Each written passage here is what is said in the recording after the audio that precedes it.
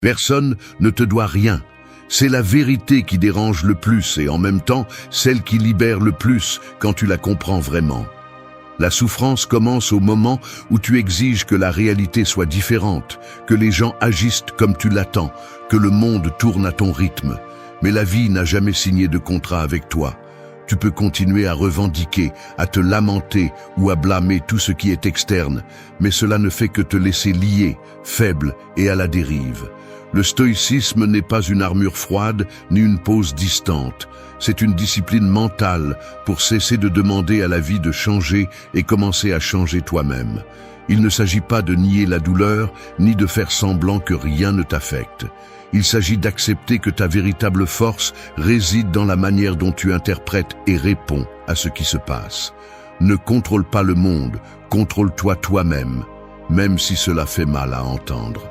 La maturité n'arrive pas avec les années, mais avec la décision de ne plus être otage de tes impulsions et de tes attentes brisées. Si tu veux la paix, lâche d'abord l'illusion du contrôle absolu. Si tu veux du pouvoir, assume la responsabilité de tes pensées et de tes émotions. Personne ne construira ta force intérieure pour toi. Accepter la dureté de la vie, sans résignation ni victimisme, est le premier pas pour cesser de survivre et commencer à vivre avec fermeté, clarté et but. Ici, tu vas comprendre comment. 1. Remets en question tes attentes, pas la réalité. La réalité n'est pas là pour satisfaire tes attentes. Personne ne te doit que les choses se passent comme tu l'imagines. Et peu importe à quel point tu t'accroches à cette fantaisie, tu accumules seulement frustration et colère contre un monde qui ne sait même pas que tu existes. On t'a vendu l'idée que désirer quelque chose avec force le rend légitime. Mais la vie ne négocie pas avec tes caprices. Voici la vérité inconfortable. Le problème n'est pas ce qui se passe à l'extérieur, mais le filtre que tu utilises pour l'interpréter. Si chaque jour tu te réveilles en espérant que tout fonctionne selon ton scénario mental, prépare-toi à être déçu encore et encore. La plupart des gens ne veulent pas entendre cela. Ils préfèrent blâmer les autres, le destin, la chance, leur propre enfance. Mais ce victimisme ne sert qu'à justifier ton immobilité. Si tu n'es pas capable de remettre en question tes attentes et de reconnaître combien elles te sabotent, tu vas rester piégé dans un cycle d'impuissance et de plainte. Le piège est de penser que les choses devraient être d'une certaine manière et qu'au premier contact avec l'imprévu, tu plonges dans la frustration.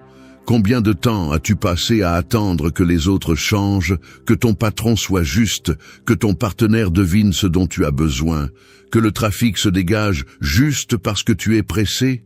Tout ce stress émotionnel est optionnel, mais la plupart choisissent de le payer, jour après jour. Et pendant ce temps, la réalité suit son cours, indifférente, sans te demander la permission de te lancer des obstacles.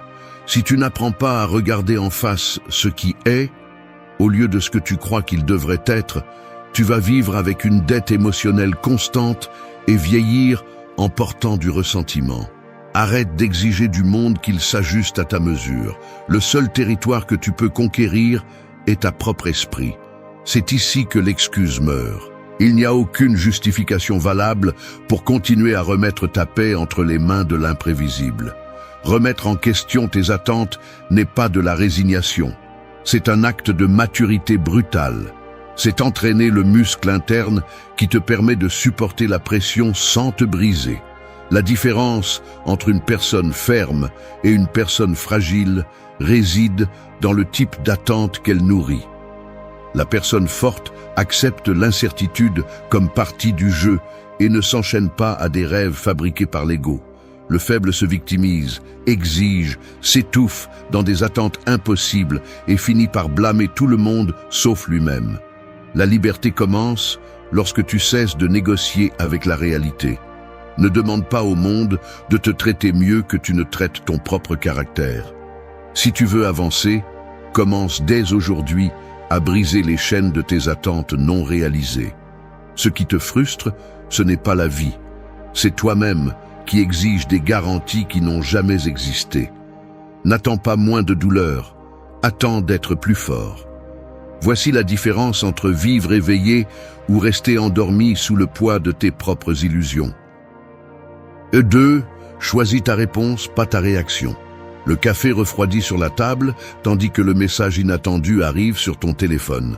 Tu pouls s'accélère, une contraction dans l'estomac, et l'esprit commence à s'emballer. Tu interprètes, tu supposes, tu anticipes le conflit. En moins d'une seconde, la réaction automatique veut prendre le contrôle. Cet élan de répondre avec colère, de lâcher un reproche, de te défendre avant de comprendre. Mais c'est ici que beaucoup se retrouvent piégés, dans le réflexe, dans la décharge émotionnelle qui semble inéluctable. Ce que peu osent arrêter, c'est ce premier saut mental, l'acte de choisir délibérément comment répondre au lieu de se laisser emporter par le mécanisme le plus primitif. Ta biologie te pousse à attaquer ou à fuir, mais ton esprit a la capacité d'intervenir et de dire « ce n'est pas une urgence, c'est une opportunité de pratiquer la maîtrise de soi ». La plupart vivent en pilote automatique, réagissant à chaque petite provocation comme si c'était une question de vie ou de mort. Ce qui se passe en surface, ce message, ce commentaire, ce geste, est presque irrélevant comparé à la façon dont tu le traites intérieurement. Le véritable travail se déroule dans ce laps de temps minimal entre le stimulus et la réponse. C'est là que se révèle ton véritable caractère. Es-tu juste un reflet de tes impulsions ou as-tu le courage de faire une pause et de choisir ton attitude? Tu n'es pas esclave de ta première réaction, même si ton corps et tes croyances veulent te convaincre du contraire. Il y a une différence abyssale entre réagir et répondre. La réaction est automatique, aveugle, héritée. La réponse est consciente, choisie, née de la maturité. C'est là que se joue la véritable liberté. Il ne s'agit pas de réprimer ce que tu ressens, mais d'apprendre à l'observer sans t'y abandonner. Tu peux remarquer la colère, la déception, la peur, et pourtant agir depuis la tempérance. Chaque fois que tu choisis comment répondre, tu entraînes ton esprit et renforces ce muscle invisible qui soutient ta paix intérieure. Ce n'est pas facile, mais chaque décision consciente est un investissement qui s'accumule, créant une base de plus en plus solide. Personne ne gagne rien en laissant les émotions prendre le gouvernail chaque fois que la réalité devient inconfortable. Tu souffres moins lorsque tu cesses d'être réactif. Tu souffres moins lorsque tu te donnes le droit de choisir. Tu n'es pas le produit de ce qui se passe, mais de la façon dont tu décides de le gérer. C'est l'une des vérités les plus inconfortables, mais aussi la plus libératrice. Choisir ta réponse est ton véritable pouvoir. Ne le donne à personne. 3. Concentre ton énergie sur ce qui dépend de toi. Je vais admettre quelque chose d'inconfortable. Une partie de moi a gaspillé des années à lutter contre des moulins invisibles, obsédé par l'idée de réparer tout ce qui est hors de ma portée. J'ai perdu des heures à ruminer les réactions des autres, les décisions qu'ils ont déjà prises sans me consulter, les scénarios qui n'ont jamais dépendu de ma volonté. C'est comme avoir une fuite constante d'énergie, une sorte de trou au fond du réservoir émotionnel. Le résultat est l'épuisement et une frustration sourde, car peu importe combien tu insistes, rien de tout cela ne change simplement à cause de ton anxiété ou de tes bonnes intentions. Si tu t'arrêtes pour observer avec honnêteté, tu te rends compte de l'absurde. Chaque minute que tu passes à essayer de contrôler ce qui est extérieur est une minute de moins que tu as pour renforcer ce qui est réellement entre tes mains. C'est ici que la pensée stoïque devient brutalement pragmatique. Divise ta réalité en deux, ce que tu peux influencer et ce qui, peu importe tes efforts, échappera toujours à ton contrôle. C'est un filtre mental qui semble simple, mais c'est l'un des exercices psychologiques les plus difficiles à maintenir jour après jour, car l'ego déteste reconnaître des limites et veut toujours avoir le dernier mot. Cependant, chaque fois que tu oublies cette division, tu retombes dans l'auto-tromperie. Tu crois que ton bonheur dépend de l'approbation des autres, des conditions extérieures, du résultat parfait. Tout cela est un terrain glissant. Tu ne peux pas décider qui t'évalue. Tu ne peux pas empêcher la vie d'être chaotique. Tu ne peux pas dicter le scénario des autres. Tu peux seulement gouverner tes pensées, tes actions et ton attitude. Le reste est hors de ta juridiction. La distinction est claire. Si tu investis ton énergie dans ce qui ne dépend pas de toi, tu paies le prix avec de l'anxiété, du ressentiment et un sentiment constant d'impuissance. Mais lorsque tu concentres ton attention sur ton propre domaine, sur ce que tu penses, sur la façon dont tu réagis, sur le type d'habitude que tu choisis de cultiver, tu commences à reprendre le contrôle réel. C'est une sorte d'économie émotionnelle. Chaque fois que tu dépenses des ressources pour ce qui est extérieur, tu t'appauvris de l'intérieur. Chaque fois que tu les investis en toi-même, tu te renforces. Voici une phrase à tatouer dans ta mémoire. Ne gaspille pas ta paix en voulant résoudre ce qui est irrésoluble. Chaque jour est une décision. Soit tu mets ton énergie dans ce qui dépend de toi, soit tu la donnes à des problèmes qui n'ont jamais été les tiens. La maturité commence lorsque tu cesses de te battre pour des batailles qui ne te concernent pas. Tu deviens plus sélectif avec tes préoccupations et tes efforts. Tu apprends à accepter que, même si tu ne peux pas contrôler le monde, tu peux contrôler comment tu te présentes devant lui. C'est la racine de la force personnelle, savoir distinguer où finit ton influence et où commence l'acceptation. Ce que tu décides de faire avec cette frontière est ce qui définit ta paix ou ton épuisement. Ce n'est pas une question d'indifférence, mais d'intelligence psychologique. Si tu veux avancer, cesse de négocier avec l'extérieur et transforme ta vie intérieure en ton véritable territoire. Le véritable pouvoir est de choisir où tu investis ton énergie. 4. Prends la responsabilité de ton état intérieur. La scène est celle d'une balance posée sur ta poitrine, invisible mais implacable. D'un côté tombent tes émotions, tes pensées dispersées, de l'autre tes excuses et la tentation de blâmer le reste du monde. Chaque jour, dans chaque geste, la balance s'incline un peu plus, et bien que personne ne puisse la voir, le poids se ressent dans la posture de tes épaules, dans le regard qui évite le miroir, dans la tension qui s'installe dans la mâchoire. Il n'y a ni vent ni force externe qui incline cette balance pour toi. C'est toi, avec chaque réaction inconsciente, chaque argument que tu fabriques pour te décharger de responsabilité, chaque fois que tu permets à l'humeur des autres de dicter ton état d'esprit ou qu'une nouvelle gâche ta journée. La responsabilité de ton état intérieur n'est pas un fardeau imposé, c'est la seule vraie liberté que tu as. L'ignorer te laisse à la merci du hasard et des impulsions des autres, comme si tu vivais ta vie avec le frein à main tiré et que tu te plaignais ensuite de ne pas avancer. Observe comment cela se manifeste. Tu marches dans la rue et quelqu'un te lance un regard mauvais. Ta réaction jaillit sur ta peau, dans les poings qui se serrent, dans la respiration qui se raccourcit. Au fond, tu aimerais que le monde soit aimable, juste, prévisible, mais la réalité ne va pas s'ajuster pour que tu te sentes à l'aise. Si tu choisis de céder le contrôle de ton état intérieur aux circonstances, tu deviens une sorte de marionnette émotionnelle, attachée aux fils de ce qui se passe à l'extérieur. Chaque fois que tu justifies ton mauvaise humeur par le trafic, ta tristesse par le rejet, ta colère par les injustices quotidiennes, ce que tu fais, c'est renforcer ce mécanisme. Je ne suis pas responsable, le monde me l'a imposé. Mais pendant que tu te répètes cette histoire, tu remets le gouvernail de ta vie entre les mains d'un pilote invisible qui ne te connaît même pas. La maturité commence par la reconnaissance brutale de cette vérité. Ce que tu ressens, penses ou fais, bien que cela soit influencé par l'environnement, reste le tien. Le premier pas est d'observer cet élan à te disculper, à chercher des responsables à l'extérieur et de t'arrêter. Respire et regarde de front le fait que ton interprétation est le filtre qui décide de la qualité de ta journée. Ce n'est pas de la résignation, c'est l'acte le plus radical de pouvoir personnel. Le stoïcisme ne te propose pas de nier la douleur ou la colère, mais de les reconnaître et d'assumer le coût de tes choix intérieurs, sans déléguer ta paix à d'autres. Prends la responsabilité de ce que tu permets de croître en toi.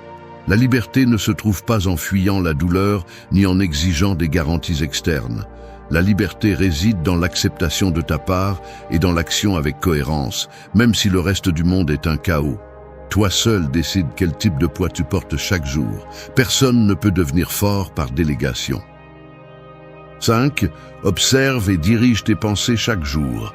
Ta tête est une usine à histoire et si tu ne la supervises pas, elle devient ton pire ennemi. C'est aussi simple que cela. La plupart préfèrent vivre distraits, croyant que leurs pensées sont des vérités indiscutables, comme si la première chose qui apparaît dans l'esprit était un fait et non seulement le résultat d'années d'habitude, de peur et de conditionnement. Mais ici, il n'y a pas d'excuse qui te sauve.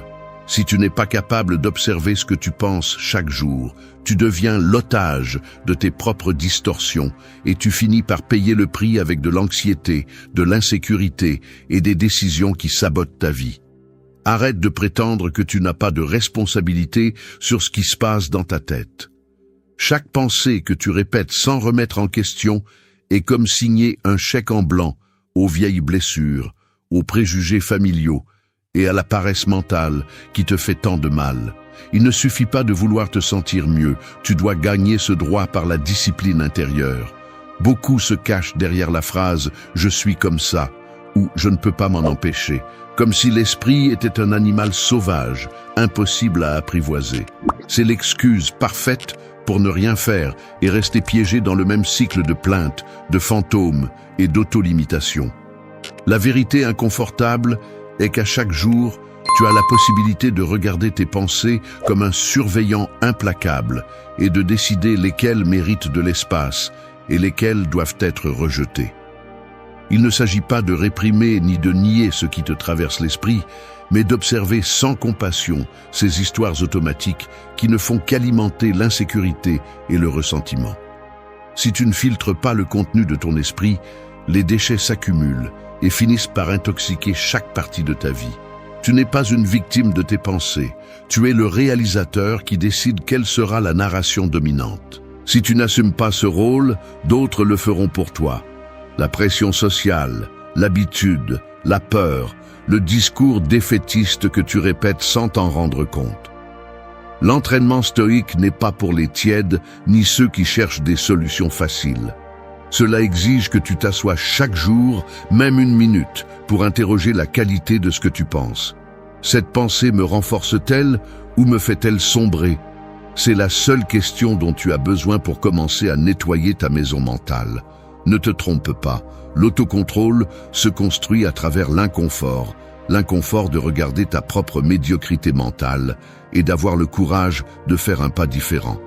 Si chaque jour tu permets aux pensées les plus faibles et victimistes d'occuper le premier rang, ne t'attends pas à des résultats différents. L'esprit indiscipliné te vole l'énergie, la clarté et le temps. La pensée est une action en puissance. Dirige ton esprit ou quelqu'un d'autre le fera pour toi. Personne ne pensera pour toi si tu ne le fais pas. 6. La sérénité s'entraîne. Elle ne s'attend pas. La sérénité n'est pas un cadeau que la vie te fait lorsque tu as enfin de la chance ou lorsque le monde décide de te donner un répit. Attendre que le calme arrive tout seul est l'un des pièges les plus coûteux que tu puisses te permettre. L'autocontrôle, la paix intérieure, la clarté face au chaos n'apparaissent pas parce que tu es fatigué de souffrir, ni parce que tu le mérites, enfin. Elles apparaissent et n'apparaissent que lorsque tu consacres du temps et de l'énergie à entraîner ton esprit, tout comme tu entraînerais un muscle oublié. Il est difficile de l'admettre, mais la plupart préfèrent se livrer à l'espoir passif, comme si la sérénité était quelque chose qui se produisait un jour simplement, le résultat de tout ce qui s'aligne à l'extérieur. C'est l'erreur la plus profonde. Croire que la tranquillité est une conséquence de la chance, des circonstances, que les autres agissent enfin comme tu l'espérais. Rien n'est plus éloigné de la réalité. La sérénité se forge à la sueur, dans l'inconfort de regarder à l'intérieur, de reconnaître tes impulsions et de discipliner l'esprit qui veut courir après chaque stimulus. Le reste n'est que tromperie. Le mécanisme est brutalement simple. Chaque fois que tu renonces à entraîner ta réaction, à remettre en question tes pensées, à observer tes émotions avant d'agir, tu renforces la paresse mentale. Cet abandon intérieur devient la dette silencieuse que tu paies avec de l'anxiété, de l'irritabilité et cette fatigue chronique qui ne se résout pas en dormant plus d'heures. Le stoïcisme ne te promet pas de cesser de ressentir. Il exige que tu maîtrises l'art de distinguer entre ce que tu peux gouverner et ce que tu ne peux qu'accepter. Que cela te plaise ou non, l'esprit humain est programmé pour le désordre, pour la surinterprétation, pour le drame. Si tu ne l'éduques pas, il te traîne. Prétendre que sérénité est égale à absence de problème est un argument qui ne sert qu'à perpétuer l'immaturité émotionnelle. La pratique consiste à détecter le moment où la tension interne commence à s'installer. Cet instant où tu ressens l'impulsion de répondre par une plainte, de la colère ou de la résignation, et à choisir une réponse différente. Ce n'est pas de la magie, c'est de la répétition. C'est observer l'impulsion et décider « je ne vais pas offrir mon énergie à cela ». Chaque fois que tu choisis la tempérance, même si c'est difficile, même si la situation ne change pas, tu renforces le muscle de la sérénité. C'est dans cette accumulation de petites décisions que se construit une base interne qui ne vacille pas à chaque secousse externe. Personne ne devient fort en fuyant l'effort. Personne ne devient serein en attendant que l'environnement soit parfait. La tentation de blâmer l'extérieur sera toujours là, mais la véritable maturité commence lorsque tu choisis de cesser de négocier avec l'imprévisible et que tu t'engages à entraîner ton caractère. La sérénité n'est pas passivité, c'est discipline interne. Tu gagnes en paix chaque fois que tu choisis de ne pas réagir par habitude. La tranquillité est une conquête quotidienne, pas une loterie. Attendre la sérénité, c'est perdre du temps. L'entraîner est la seule garantie. 7. Utilise l'adversité comme une opportunité de grandir. Le réveil sonne une demi-heure plus tôt que d'habitude, car l'agenda est serré et la marge d'erreur est minimale.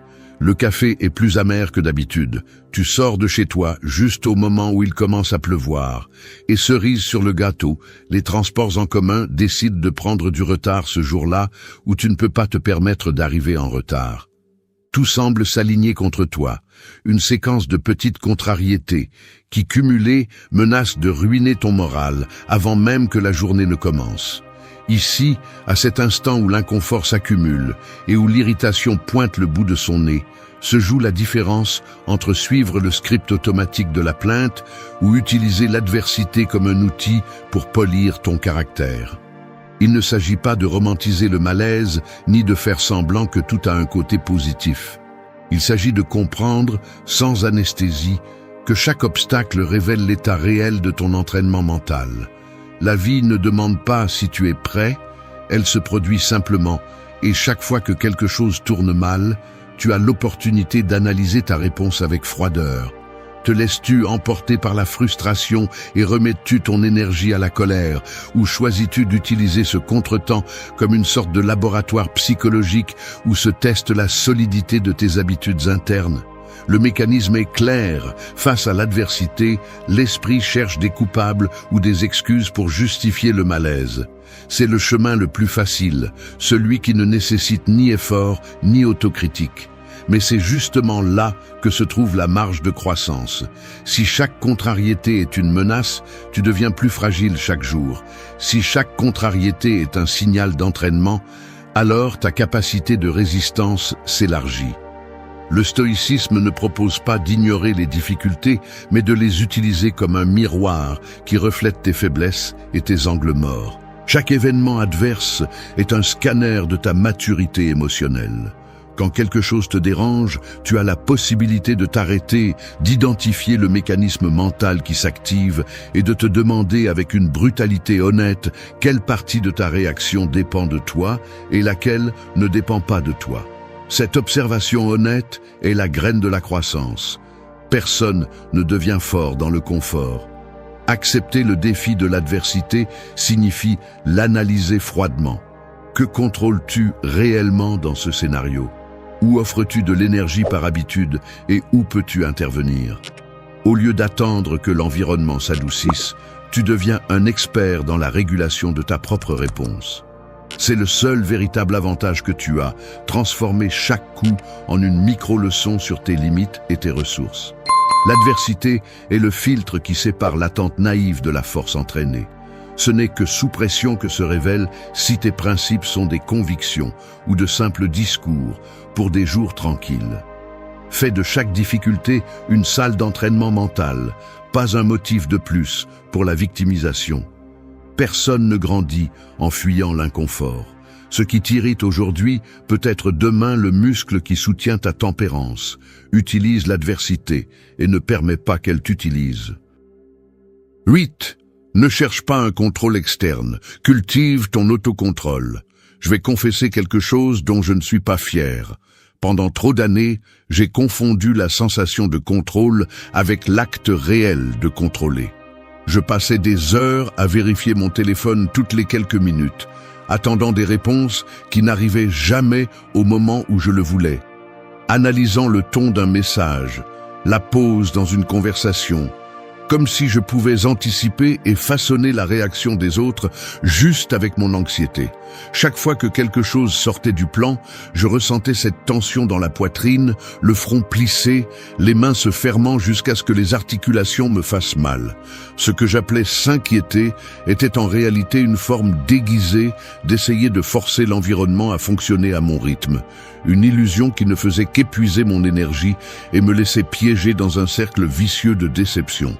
Le contrôle externe est addictif, car il te donne la fausse impression que, si tu insistes suffisamment, la réalité va se plier. Mais la réalité, par définition, ne consulte jamais tes désirs avant de changer de direction. Cette obsession de contrôler ce qui se passe à l'extérieur se manifeste dans des gestes minimes. Le mouvement compulsif de mettre à jour un réseau social, le besoin de clarifier des malentendus avant qu'ils n'existent, cette habitude de devancer ce que l'autre va dire juste pour éviter de te sentir vulnérable. C'est une usure silencieuse qui se filtre dans la façon dont tu marches, dans la manière dont tu t'assois en réunion, toujours tendu, toujours alerte. Tu cherches des garanties dans le comportement des autres, dans les conditions de circulation, dans le climat du bureau, comme si en ayant tout sous surveillance, tu pouvais maintenir intact ta calme. Mais cette calme est aussi fragile que le fil qui la soutient. Il suffit d'un imprévu, d'un commentaire déplacé, d'une pluie inattendue pour que toute cette architecture mentale s'effondre et que tu te retrouves nu face à tes propres limites. Contrôle ce que tu penses, pas ce qui se passe. C'est la ligne que tu ne dois jamais oublier. Le véritable autocontrôle n'a rien à voir avec la répression des émotions ou le fait de feindre l'indifférence. C'est apprendre à reconnaître l'impulsion d'intervenir là où tu n'as pas de pouvoir et à la lâcher avec la même fermeté avec laquelle tu tiens tes principes. La différence se ressent dans la respiration. Tu passes d'un rythme saccadé et anxieux à une respiration plus profonde, plus présente. Le muscle de l'autocontrôle se renforce chaque fois que tu choisis de ne pas intervenir dans la vie de l'autre, chaque fois que tu acceptes l'incertitude comme partie du marché et que tu te concentres sur ton propre comportement, sur ta prochaine action, sur le geste que tu peux gouverner. Personne ne gagne rien à essayer de tirer les ficelles de ce qui est hors de sa portée. La seule chose que tu peux affiner, c'est ton caractère. L'autocontrôle est la victoire invisible qui soutient toutes les autres. Si tu cherches la paix, commence par cesser de surveiller le monde et commence à te surveiller toi-même. 9. Sois cohérent avec toi-même, même sous pression. Tu n'es pas un caméléon qui doit changer de couleur chaque fois que la pression monte et que l'environnement essaie de te pousser hors de ton centre. Si ta cohérence dépend du climat, de l'humeur des autres ou de ce qui t'arrange sur le moment, alors ta parole et tes principes valent moins qu'une monnaie fausse. Il y a ceux qui passent leur vie à ajuster leur discours, montrant une version différente selon le public, trahissant leurs propres valeurs dès qu'ils sentent l'inconfort pointer. Ainsi se construit une identité fragile, fragmentée par de petites trahisons quotidiennes. Tu tais ce que tu penses pour éviter les frictions. Tu souris quand tu ne le veux pas, tu te vends à bas prix juste pour ne pas sentir le poids de la désapprobation. Mais chaque fois que tu cèdes 1 millimètre de ton intégrité par peur de la pression, tu donnes au monde la licence de continuer à te façonner à sa guise. La cohérence n'est pas un luxe pour les jours faciles, c'est la seule armure réelle que tu as quand tout autour se déforme. L'excuse la plus facile est de dire « j'étais sous pression », comme si cela justifiait d'éteindre ton jugement et de devenir un de plus dans la foule qui plie sous le vent. Mais le stoïcisme n'a pas de patience pour ce genre de justification. Si tu es seulement ferme quand personne ne te défie, tu es faible.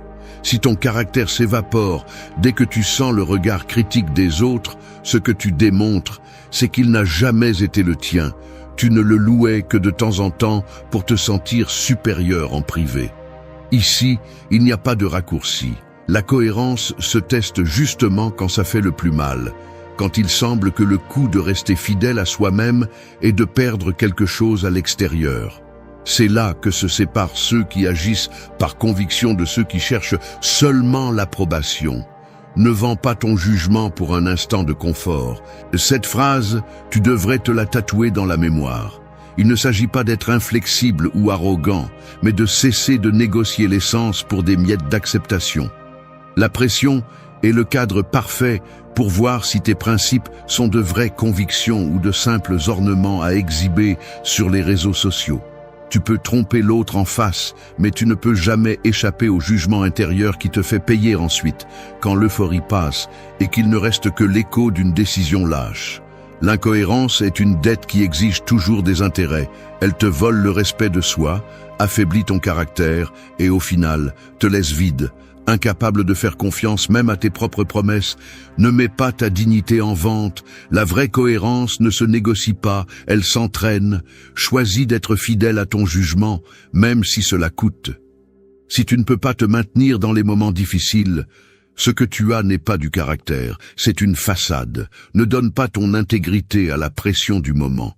Sois inconfortable, sois ferme, sois cohérent même si le prix est de rester seul. Mieux vaut être seul que fracturé de l'intérieur. 10. Renforce ton esprit, pas ton désir de facilité. Arrête de demander à la vie d'être légère. Renforce ton esprit, pas ton désir de facilité. C'est la ligne qui sépare ceux qui mûrissent de ceux qui attendent simplement des faveurs du destin. Le mécanisme est simple mais brutal. Plus tu t'obsèdes à penser que les choses devraient couler sans résistance, plus tu te fragilises intérieurement. Il y a une partie de toi qui croit encore que le bien-être est un droit automatique, que tu mérites le confort juste par le fait d'exister. Et c'est là que commence la fracture interne.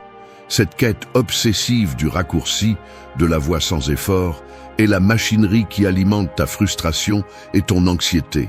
Chaque fois que tu te répètes que cela devrait être plus facile, tu entraînes ton esprit à céder à la première inconfort et à blâmer le monde de ne pas te traiter avec délicatesse.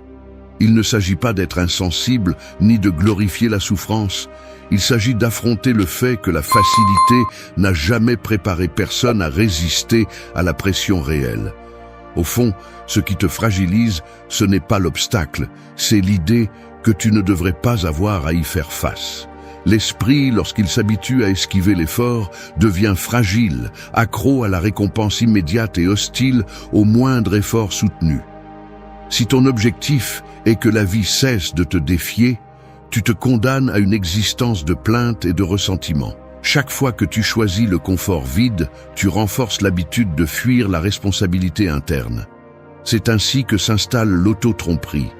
Tu répètes le mantra que tout devrait être simple, mais ce que tu obtiens, c'est d'affaiblir le muscle de la volonté et de devenir dépendant de facteurs que tu ne contrôleras jamais. Ce qui est vraiment précieux se construit uniquement sous tension, lorsque tu refuses de céder à la paresse mentale. Le désir naïf de facilité est une dette silencieuse qui se paie par l'insécurité et le manque de caractère. La véritable transformation se produit lorsque tu acceptes que la vie ne va pas s'adoucir pour que tu sois à l'aise. Tu changes lorsque tu cesses de négocier la difficulté et commences à entraîner ton tempérament. Il ne s'agit pas de chercher la souffrance, mais d'abandonner la fantaisie selon laquelle la croissance est confortable. L'esprit fort n'est pas celui qui ne doute jamais, ni celui qui se durcit jusqu'à devenir insensible. C'est celui qui accepte l'inconfort comme une partie naturelle du processus et ne se paralyse pas devant le premier contretemps. La force mentale est une discipline quotidienne, pas une inspiration momentanée. Chaque instant où tu résistes à la tentation de chercher le chemin facile, tu investis dans ton propre équilibre et tu te sépares de la masse qui ne sait que se plaindre.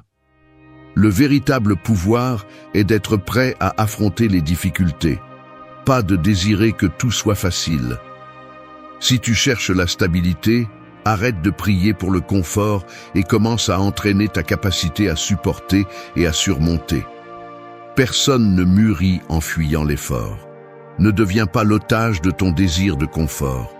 Entraîne ton esprit et le reste devient gérable. Merci d'être resté jusqu'à la fin de la vidéo. Si vous avez tout vu, commentez « Je suis stoïcien » comme notre signe secret, indiquant que vous êtes un véritable apprenant du stoïcisme. N'oubliez pas de vous abonner et de liker la vidéo si elle vous a plu. Rendez-vous dans la prochaine vidéo et rappelez-vous, continuez à cultiver votre esprit stoïque.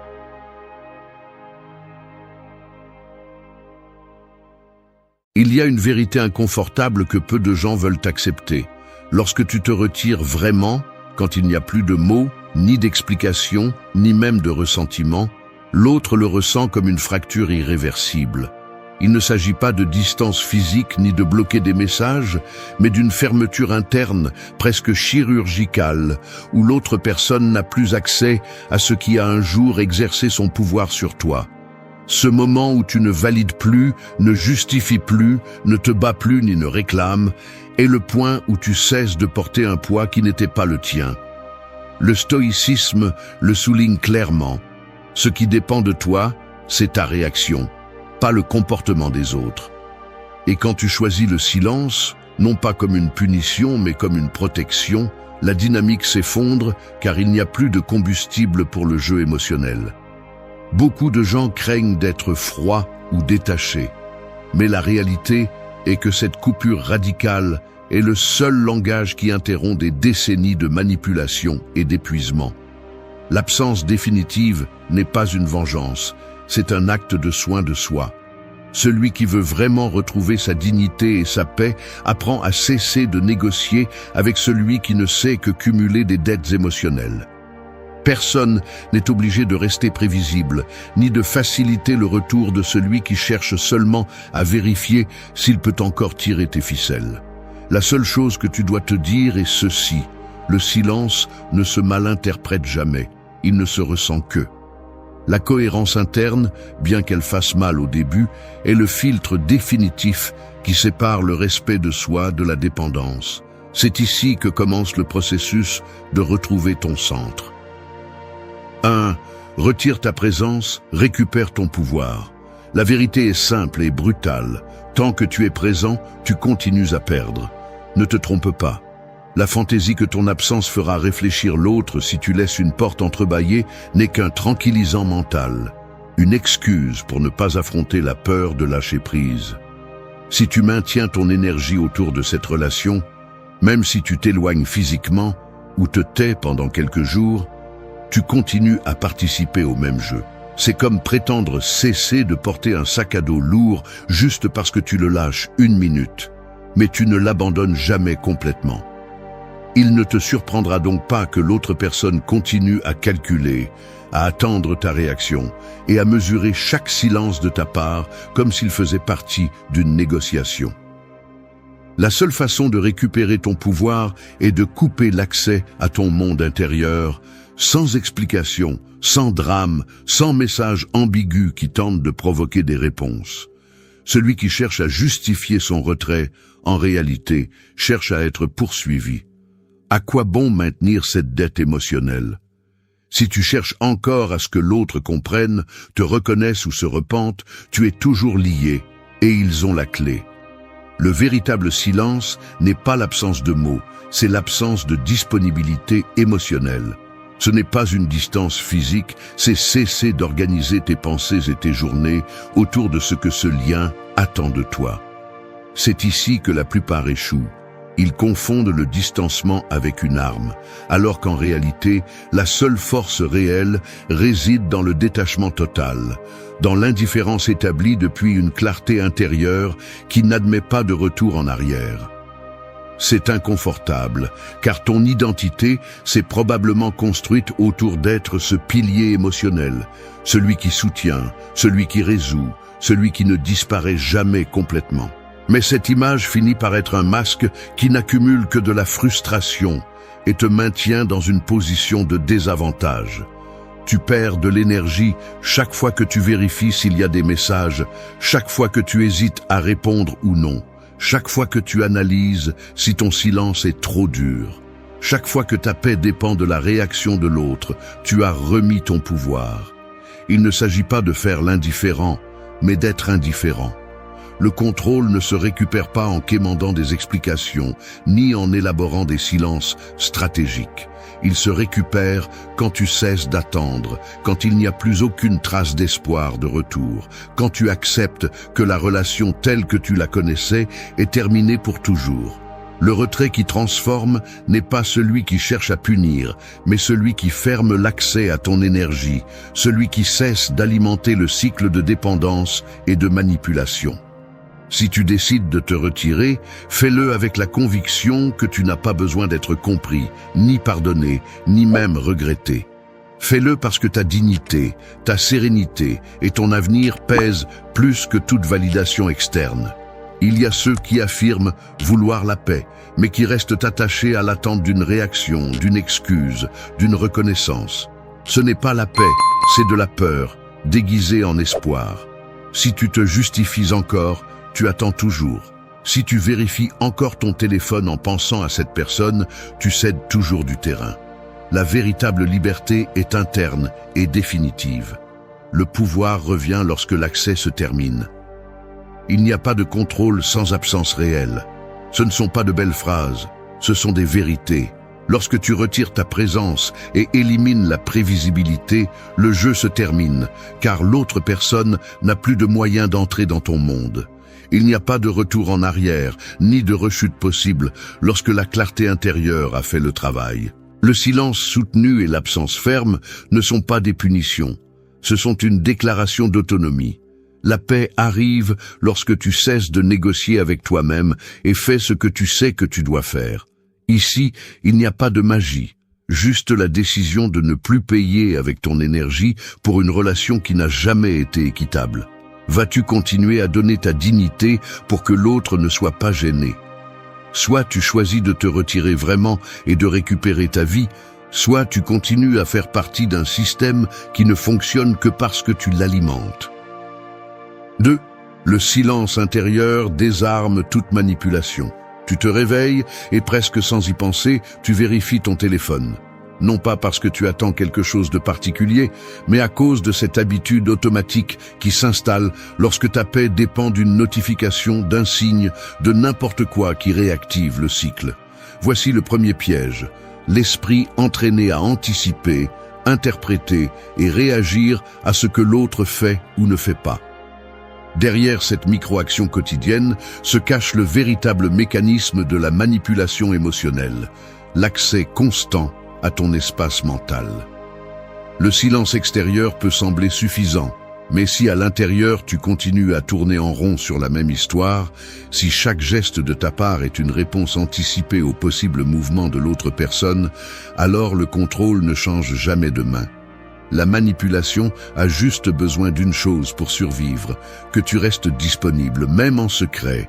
Le silence intérieur n'est pas ne pas parler, ne pas écrire, ne pas se montrer. C'est la décision de cesser d'organiser ta vie émotionnelle autour des réactions de quelqu'un d'autre. C'est le moment où tu cesses de penser des phrases que tu ne diras jamais, où tu cesses d'imaginer des scénarios dans lesquels tu es compris, recherché ou valorisé.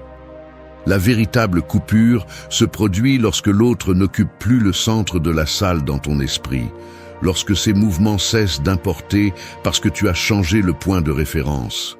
C'est là que le jeu se désarme, parce que toute manipulation se nourrit de l'attente, de l'espoir d'une réponse, de l'espace mental que tu continues à céder en silence.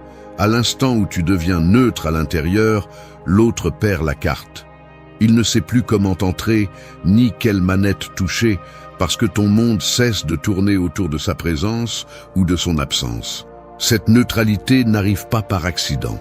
C'est le résultat d'identifier, un par un, les pensées automatiques qui te maintiennent lié. La justification, la fantaisie de rédemption, la peur d'être le méchant en coupant l'accès. Ça fait peur, parce que cela implique d'accepter qu'il n'y a plus de dette émotionnelle à payer, ni d'explication à donner, ni d'avenir à négocier. Pourtant, là réside la force. Ton énergie est un territoire privé. Personne n'entre sans permission. Cette clarté intérieure est ce qui désarme toute tentative de te tirer à nouveau dans l'ancienne dynamique. Lorsque ton silence cesse d'être une tactique et devient une conséquence naturelle de ton changement intérieur, la manipulation se heurte à un mur invisible. Il n'y a rien à négocier, car il n'y a plus de marchandises en offre. Il n'y a pas de réaction, car l'attente a été démantelée à la racine. Le conflit intérieur le plus difficile surgit lorsque l'esprit insiste pour chercher une clôture, une justice ou une reconnaissance. Mais la réalité est simple. Toute tentative d'explication ou de justification restaure la dynamique précédente, redonne le contrôle à l'autre et rouvre la blessure. Maintenir le silence intérieur est en essence maintenir ta propre valeur sans avoir besoin de témoins.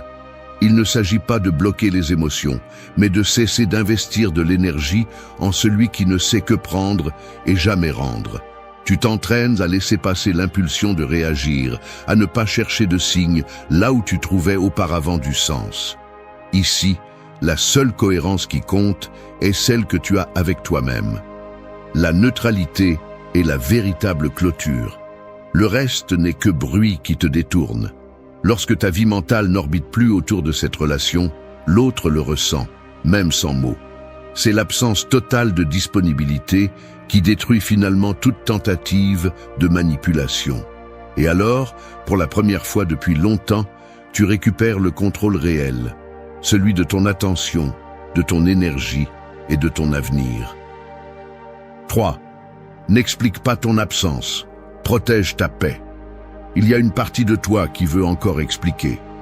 Pas par gentillesse ni par justice, mais par un mélange de peur et de besoin de reconnaissance. Cet élan presque automatique de justifier ta distance, de laisser entendre que tu ne pars pas par caprice, que ton absence a des raisons, que tu n'es pas le méchant de l'histoire. C'est inconfortable de l'admettre, mais sous cette urgence de t'expliquer se cache le résidu le plus persistant de la dépendance émotionnelle. La peur d'être mal compris, de passer pour froid, égoïste ou celui qui n'a pas assez lutté, peut te pousser à rédiger des messages qui ne guérissent rien, qui réinstallent simplement le vieux cycle. C'est ici que l'auto-analyse devient brutalement nécessaire. Expliques-tu ton absence pour clore le chapitre ou pour laisser ouverte la porte de ta validité face à l'autre? Parce que chaque explication, chaque tentative de nuancer ton retrait n'est pas de la neutralité. C'est un investissement émotionnel déguisé, un signe que tu cherches encore un impact, une compréhension ou une réaction. La clarté apparaît quand tu vois que l'acte d'expliquer n'est plus par respect, mais par peur de perdre le contrôle narratif de l'histoire. Analyser ce mécanisme avec honnêteté est inconfortable, mais absolument nécessaire si l'objectif est de protéger ta paix. Le mécanisme est simple, l'autre, habitué à ta disponibilité et à ce que tu laisses toujours une trace, interprète toute explication comme une fissure par laquelle il peut revenir. Peu importe qu'il s'agisse d'une explication longue ou d'un message court, dans les deux cas, l'accès se réactive. Le système de contrôle et de manipulation émotionnelle se nourrit de la prévisibilité, de savoir qu'à chaque mouvement de ta part, il y aura une raison, une justification ou au moins un signe de faiblesse à exploiter. Renoncer à expliquer ton absence n'est pas de la cruauté, c'est une stratégie. C'est comprendre que la paix intérieure n'a pas besoin de témoins ni de garanties. N'explique pas ton retrait. Protège ta paix, pas ton image. C'est la ligne de démarcation entre la fermeture authentique et l'auto-illusion. Lorsque tu décides de ne pas donner d'explication, tu fais face directement au désir le plus primitif d'être compris, de bien faire les choses, de ne pas porter la culpabilité. Mais tout cela fonctionne, en réalité, comme une extension du contrôle d'autrui sur ton monde intérieur. Si l'autre personne a besoin d'une explication pour accepter ton absence, c'est qu'elle joue encore avec l'idée qu'elle peut négocier les termes de ta décision. Et si tu lui en donnes une, même par politesse, au fond, tu continues à participer au même contrat invisible. Tu fournis des arguments et ils obtiennent accès à ton monde. La véritable issue est d'accepter que ta paix vaut plus que n'importe quelle narration, plus que n'importe quelle clôture formelle ou validation externe. L'explication est un pont qui ne sert qu'à le traverser à nouveau. L'autonomie personnelle commence lorsque tu es capable de supporter ce vide inconfortable qui reste lorsque tu te retires sans donner de version, lorsque tu supportes le poids de ne pas être compris.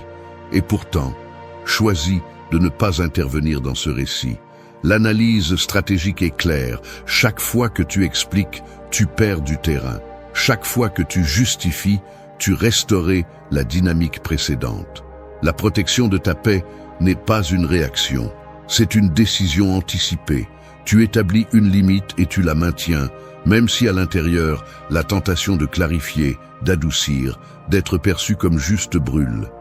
La véritable cohérence interne se démontre dans le silence soutenu, dans l'absence d'explication, dans la capacité de tolérer le malentendu externe, parce que tu ne te définis plus en fonction de ce regard. Si l'autre se sent mal à l'aise ou t'accuse de froideur, qu'il le fasse.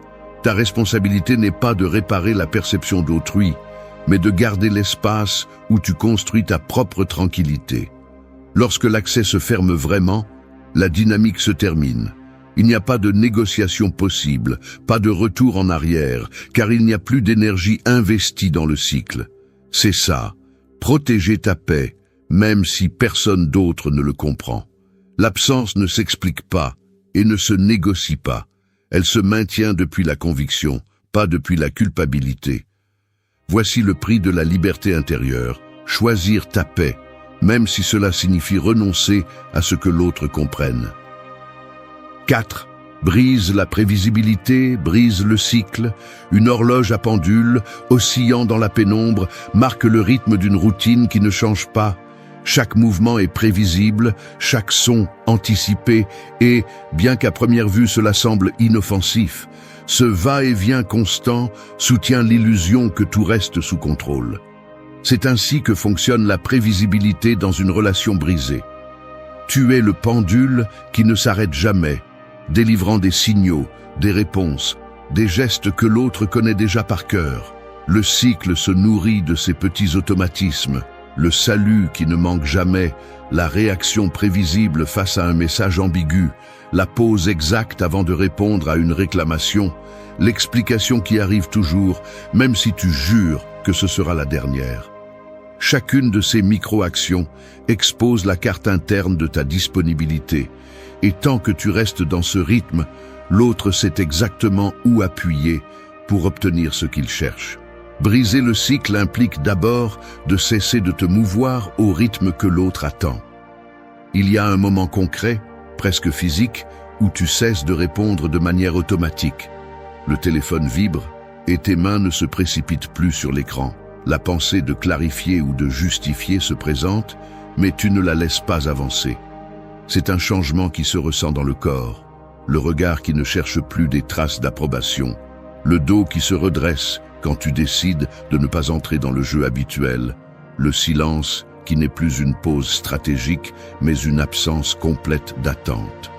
L'autre perçoit cette rupture, même dans les détails les plus subtils. Une phrase qui n'arrive pas, un geste qui ne se répète pas, une absence qui ne se comble pas par des sous-entendus ni des explications. Tout à coup, la routine se brise et ce vide déroute, car il n'y a plus de point d'appui pour mesurer ta réaction. La prévisibilité est la nourriture de toute dynamique inégale. Quand tu deviens imprévisible, non pas pour jouer, mais parce que tu as cessé de tourner autour du scénario de l'autre, tout le système vacille. L'autre commence à chercher des signaux là où il y avait auparavant des certitudes, mais tu as cessé de les émettre. Il n'y a plus de schéma auquel s'accrocher, ni de promesses tacites de retour, ni de réponses qui arrivent parce que tu le faisais toujours. Tu peux sentir la tension dans l'air. L'autre tâtonne, essaie, lance des appâts à la recherche d'une réaction connue et trouve un mur de neutralité qu'il ne sait pas comment escalader. Le cycle se brise au moment où tu élimines la répétition. C'est la ligne exacte où tu reprends le contrôle. Il ne s'agit pas de t'entraîner à être mystérieux ni d'inventer une personnalité froide, mais d'abandonner le rôle qui t'a été assigné et que tu as toi-même renforcé avec chaque geste prévisible. La rupture se remarque dans les petites décisions quotidiennes. Tu choisis de ne pas répondre, de ne pas clarifier. Ton visage n'est plus un catalogue d'émotions attendant d'être déchiffré. L'autre, habitué à lire tes réactions comme si elles étaient des instructions, se retrouve face à une page blanche. L'incertitude commence à ronger ce contrôle qui était auparavant absolu. Il n'y a pas de pouvoir sans anticipation. Sans scénario, il n'y a pas de manipulation. C'est simple et brutal. Oui, il y aura des tentatives de te provoquer, de te ramener dans le cycle avec des questions, des accusations ou des gestes qui fonctionnaient auparavant. Le véritable défi est de maintenir l'absence de prévisibilité même lorsque l'inconfort se fait sentir. C'est un entraînement à l'autocontrôle, un muscle qui se renforce chaque fois que tu choisis de ne pas répéter le même schéma. La liberté se ressent d'abord comme un vertige, puis comme un calme. Quand tu cesses de tourner autour de ce que l'autre attend, la relation perd ce noyau invisible qui la soutenait. Le cycle se ferme pour toujours quand tu comprends que ta dignité n'a pas besoin d'être annoncée ni défendue, juste protégée dans le silence. 5. Arrêtez d'organiser votre vie autour des autres. Votre vie n'est pas une succursale des désirs des autres.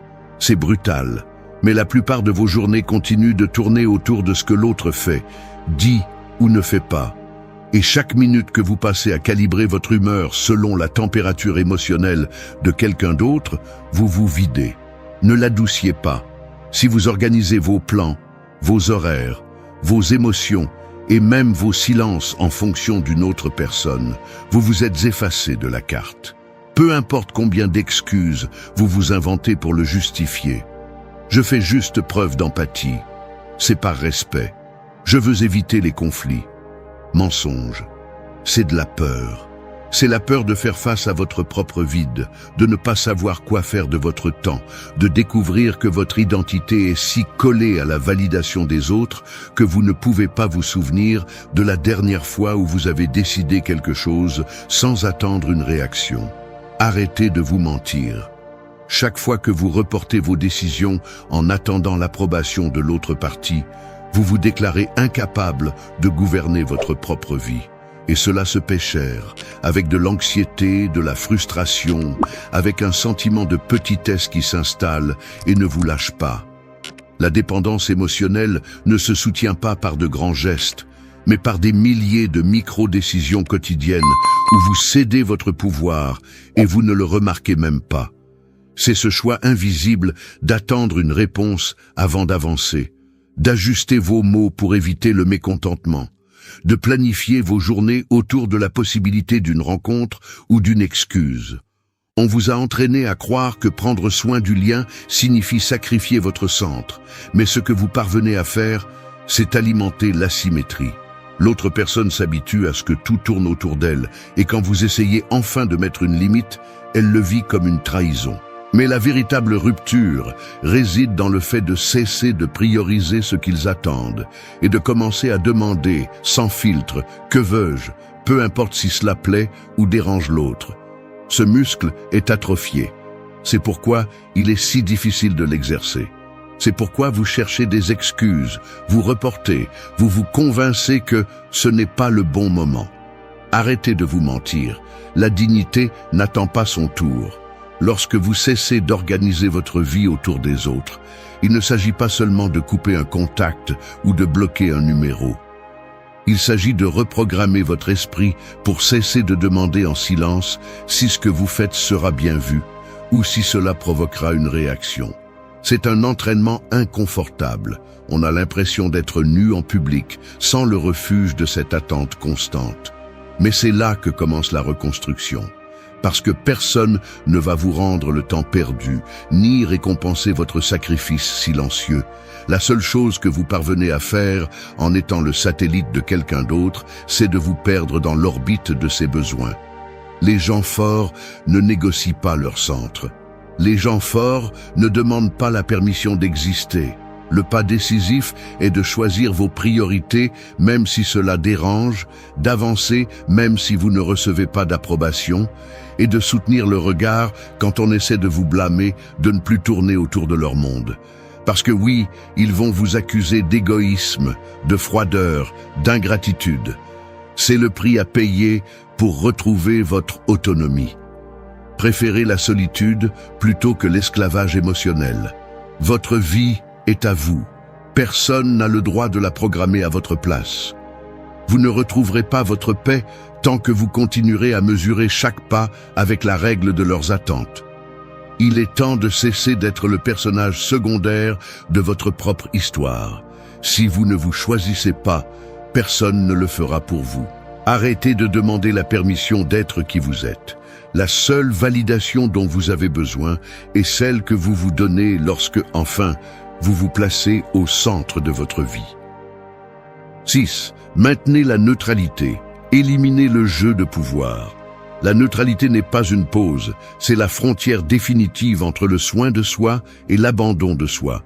Le jeu de pouvoir n'existe que si vous y participez, et chaque fois que vous choisissez d'entrer dans la danse des réactions, vous justifiez votre blessure et perpétuez votre propre épuisement.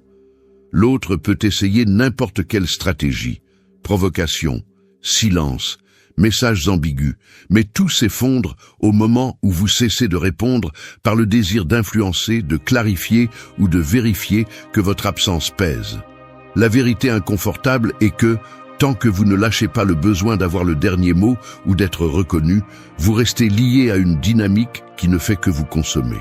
Le contrôle n'a jamais été chez l'autre, il a toujours été le vôtre, mais vous le remettiez chaque fois que vous aviez besoin d'être validé. Celui qui maintient la neutralité maintient le véritable pouvoir. C'est la base. Cessez d'alimenter l'attente d'un dénouement, d'une reconnaissance, d'une justice émotionnelle qui n'arrive jamais. Au plus profond, maintenir la neutralité est une bataille silencieuse contre de vieilles habitudes mentales qui vous demandent de réagir, qui vous murmurent que rester indifférent est être cruel ou que abandonner le rôle de soignant est trahir vos propres valeurs. Cependant, ce récit ne vous garde prisonnier que de la nécessité de plaire, d'ajuster votre énergie et votre temps en fonction de comment l'autre se sente ou agisse. La peur d'être perçu comme froid, égoïste ou insensible est la dernière chaîne. Ce qui n'est pas souvent reconnu, c'est que cette prétendue empathie est en réalité un piège mental. Vous continuez à jouer parce que vous ne supportez pas le vide de ne pas importer, le poids du non-réponse, l'inconfort de couper l'accès sans donner d'explication. Mais cet inconfort n'est que le prix de votre liberté. La neutralité est le signe qu'il n'y a plus rien à négocier. Vous n'avez pas à être cruel, vous devez juste cesser d'être prévisible, d'être la ressource émotionnelle disponible, celle qui est toujours prête à soutenir ce que l'autre ne veut pas porter. Maintenir la neutralité, c'est entraîner votre esprit à ne pas s'emballer à chaque tentative de contact, à ne pas tomber dans le cycle de lire entre les lignes ou de chercher des intentions cachées. C'est une discipline interne. Détecter l'impulsion de répondre et la laisser passer, résister à la tentation d'expliquer ou d'adoucir votre absence, tolérer l'inconfort que l'autre ne comprenne pas.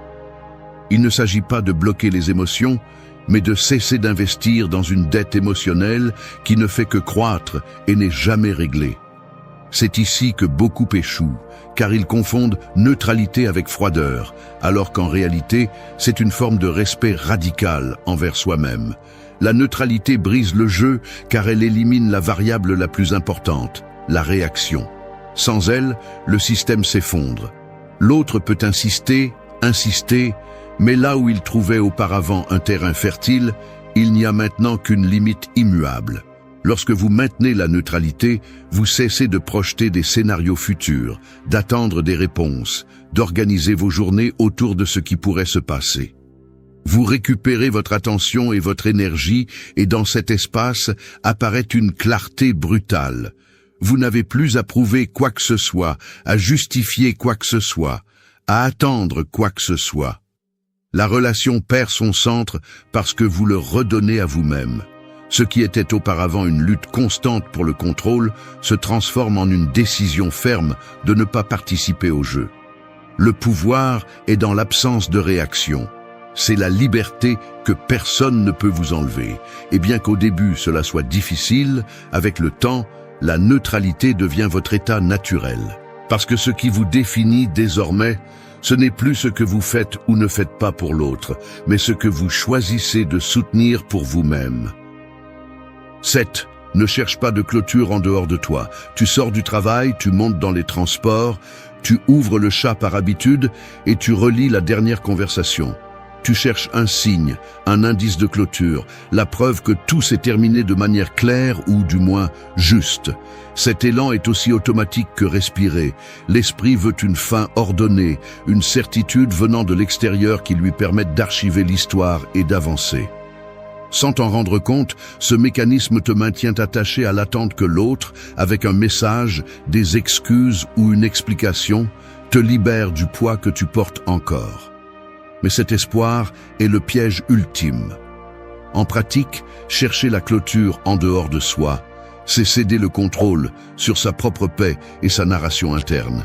L'autre devient l'arbitre de ta tranquillité, et ton bien-être reste suspendu, accroché à une réponse qui peut ne jamais arriver, ou, si elle arrive, n'aura pas l'effet réparateur que tu imagines. Ce n'est pas une erreur naïve, c'est le résultat d'un entraînement émotionnel où tu as appris à croire que ton soulagement dépend de la validation et des mots des autres. Si tu analyses le cycle, tu verras le schéma. Tu t'accroches à l'idée du dialogue en attente, la conversation où tout s'éclaire, le retour de tout ce que tu as donné. Mais ce moment existe rarement. Ce qui se passe, c'est une succession de micro-essais, où chaque contact, chaque explication, chaque recherche de réponse ne fait que réactiver la blessure et maintenir vivante la dette émotionnelle. Le mécanisme est clair. Plus tu attends un signe de clôture de l'autre, plus tu prolonges ton propre épuisement et repousses le véritable point final. C'est comme repousser le paiement d'une dette en pensant que demain sera plus facile, alors qu'en réalité, seul l'intérêt augmente. La clôture externe est un mirage. Même si une explication arrive, elle n'apporte presque jamais un soulagement réel, car l'inconfort interne est soutenu par ta propre attente, non par l'information que tu reçois. La clôture que tu cherches à l'extérieur ne compense jamais la paix que tu as perdue à l'intérieur. C'est la première fracture de ce système. La prochaine étape dans la carte mentale est d'identifier le coût de continuer à chercher à l'extérieur ce que tu ne peux te donner qu'à l'intérieur. Chaque fois que tu laisses entre les mains de l'autre le dénouement, tu renonces à ton autonomie émotionnelle. Tu deviens dépendant de variables que tu ne contrôles pas. Temps, état d'esprit, niveau d'honnêteté ou même le simple désir de l'autre de clôturer le cycle. Le résultat est que tu restes piégé dans la procrastination, tournant en rond autour de ce qui n'arrive jamais. De plus, cette recherche de clôture externe se déguise souvent en maturité ou en besoin de justice. Mais en réalité, c'est une forme raffinée d'éviter le vide, de ne pas affronter la vérité. Que la clôture authentique est une décision unipersonnelle, une coupure que tu es le seul à pouvoir exécuter, même si l'autre ne le reconnaît jamais. La clé est d'accepter que la véritable clôture est un acte de renonciation. Tu renonces à l'illusion que l'autre te doit quelque chose de plus, à la fantaisie qu'une phrase magique peut restaurer ce qui est perdu, au confort de laisser l'autre porter la responsabilité de ta paix. Ce n'est pas de la résignation, c'est de la clarté. Lorsque tu choisis de ne plus attendre, tu reprends le contrôle sur ta narration et tes émotions. La véritable fin est interne. Elle n'a besoin ni de témoins, ni de permission. L'énergie que tu investissais auparavant à vérifier, supposer ou anticiper Reviens maintenant à toi et commence à reconstruire ce que le cycle a usé. Accepter que l'autre ne sera pas celui qui te fermera la porte est inconfortable, mais libérateur. Cela t'oblige à regarder à l'intérieur et à te dire, sans fioriture, que tu ne vas plus dépenser ton énergie pour quelqu'un qui ne peut, ne veut ou ne sait pas te donner la clôture que tu mérites. Là, juste à ce point, commence la véritable reconstruction. Tu ne cherches plus d'arguments, ni d'excuses, ni de justice. Tu décides simplement, avec une nouvelle conviction, que ta paix n'est pas en négociation. Tout le reste n'est que l'écho d'une attente qui n'a plus de pouvoir sur toi. 8. Cohérence interne avant réaction externe. Je l'admets, c'est plus difficile que ce que l'on veut reconnaître. Il y a des jours où le corps semble fonctionner en automatique, mais à l'intérieur, l'esprit est au bord du sabotage. Tu sens comment la peau se tend quand une notification apparaît, comment ta respiration change rien qu'en voyant un nom sur l'écran. De l'extérieur, tu peux sembler calme, mais à l'intérieur, tu es dans un pouls constant entre le besoin de répondre et le désir de te protéger.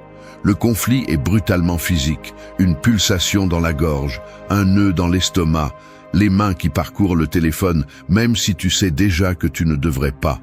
C'est ce que personne ne dit. L'incohérence interne se manifeste dans des détails minuscules.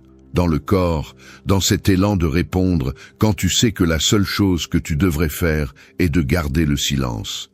Le soin de soi ne se sent pas comme un soulagement immédiat. Cela ressemble plus à une gêne aiguë, une abstinence émotionnelle qui exige une réelle force. Tu observes tes gestes et tu te découvres en train de tomber dans de vieux automatismes. Écrire un message et le supprimer, passer en revue mentalement des phrases que tu n'enverras jamais, inventer des excuses pour entrer dans le chat au cas où. Tout cela est réaction, pas cohérence. C'est agir par peur, par l'élan de ne pas perdre le contrôle externe, même si cela signifie te trahir à l'intérieur. La cohérence interne est autre chose, c'est cette décision muette qui se traduit par des gestes concrets, en laissant le téléphone face cachée, en sortant marcher quand l'anxiété serre, en regardant le plafond au milieu de la nuit, et en résistant à la tentation de chercher des signes. C'est la discipline de te maintenir lorsque l'esprit crie qu'une action rapide calmerait le vide, mais tu sais que ce soulagement est un piège qui te ramène au point de départ. La cohérence est inconfortable, la réaction est addictive. C'est la ligne qui sépare celui qui se libère de celui qui répète. Dans le quotidien, la bataille se livre dans des détails que personne ne voit. Le silence n'est pas seulement se taire, c'est maintenir un geste neutre quand quelqu'un essaie de te provoquer. C'est ne pas altérer ta routine, même si l'autre cherche à te déstabiliser par des absences ou des messages ambigus. C'est s'asseoir devant une tasse de café. Et, même si l'esprit insiste à tourner autour du vide laissé par l'autre personne, t'obliger à maintenir le regard sur ton propre présent. La cohérence interne est une résistance pratique. Tu t'entraînes à ne pas chercher d'arguments, à ne pas te justifier, à tolérer le malaise qui reste lorsque tu décides de ne pas donner d'explication. C'est le muscle invisible qui se renforce chaque fois que tu choisis de ne pas céder à l'urgence de la réaction. Là où il y a cohérence, il n'y a pas d'accès extérieur. Cette phrase, bien que gênante, est la boussole au milieu de l'abstinence émotionnelle. La réaction cherche à contrôler l'extérieur, la cohérence protège l'intérieur. L'autre peut insister, tâter, apparaître avec des réclamations ou des promesses. La véritable rupture se produit lorsque tes actions ne se modifient pas, lorsque ta présence et ton énergie restent au centre, sans se détourner en fonction des attentes de l'autre. Ici, on voit qui a vraiment coupé le cycle. Il n'y a plus de gestes cherchant à être interprétés, ni de silence stratégique attendant d'être brisé. Il ne reste que la décision ferme de ne pas organiser ta paix autour de ce que l'autre fait ou ne fait pas. C'est une scène silencieuse, presque invisible de l'extérieur, mais puissante. Tes mains immobiles, le dos droit, le regard qui ne cherche plus le reflet chez l'autre, mais dans ton propre axe. Au final, la cohérence interne est la seule garantie que le retrait est réel et définitif. Peu importe la pression que tu reçois pour réagir, si tes actions et ton état mental restent alignés, l'accès se ferme et la dynamique se termine. La paix n'est pas l'absence de conflits externes, mais la décision de ne pas bouger au rythme de ce que l'autre attend. C'est cela la maturité émotionnelle, même si cela fait mal, même si c'est difficile. Parce que la véritable liberté se construit dans le silence inconfortable de la cohérence, pas dans le soulagement momentané de la réaction. Merci d'être resté jusqu'à la fin de la vidéo. Si vous avez tout vu, commentez « Je suis stoïcien » comme notre signe secret, indiquant que vous êtes un véritable apprenant du stoïcisme. N'oubliez pas de vous abonner et de liker la vidéo si elle vous a plu. Rendez-vous dans la prochaine vidéo et rappelez-vous, continuez à cultiver votre esprit stoïque.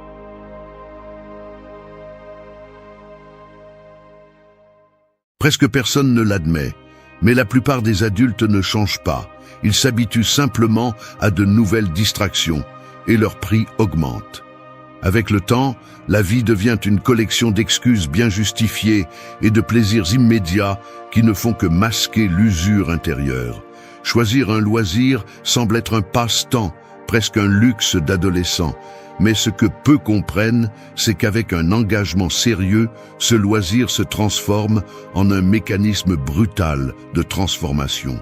Je ne parle pas de se divertir, mais de se soumettre à un entraînement personnel où le coût psychologique est réel et le progrès ne se mesure pas en médailles, mais en fractures réparées du caractère.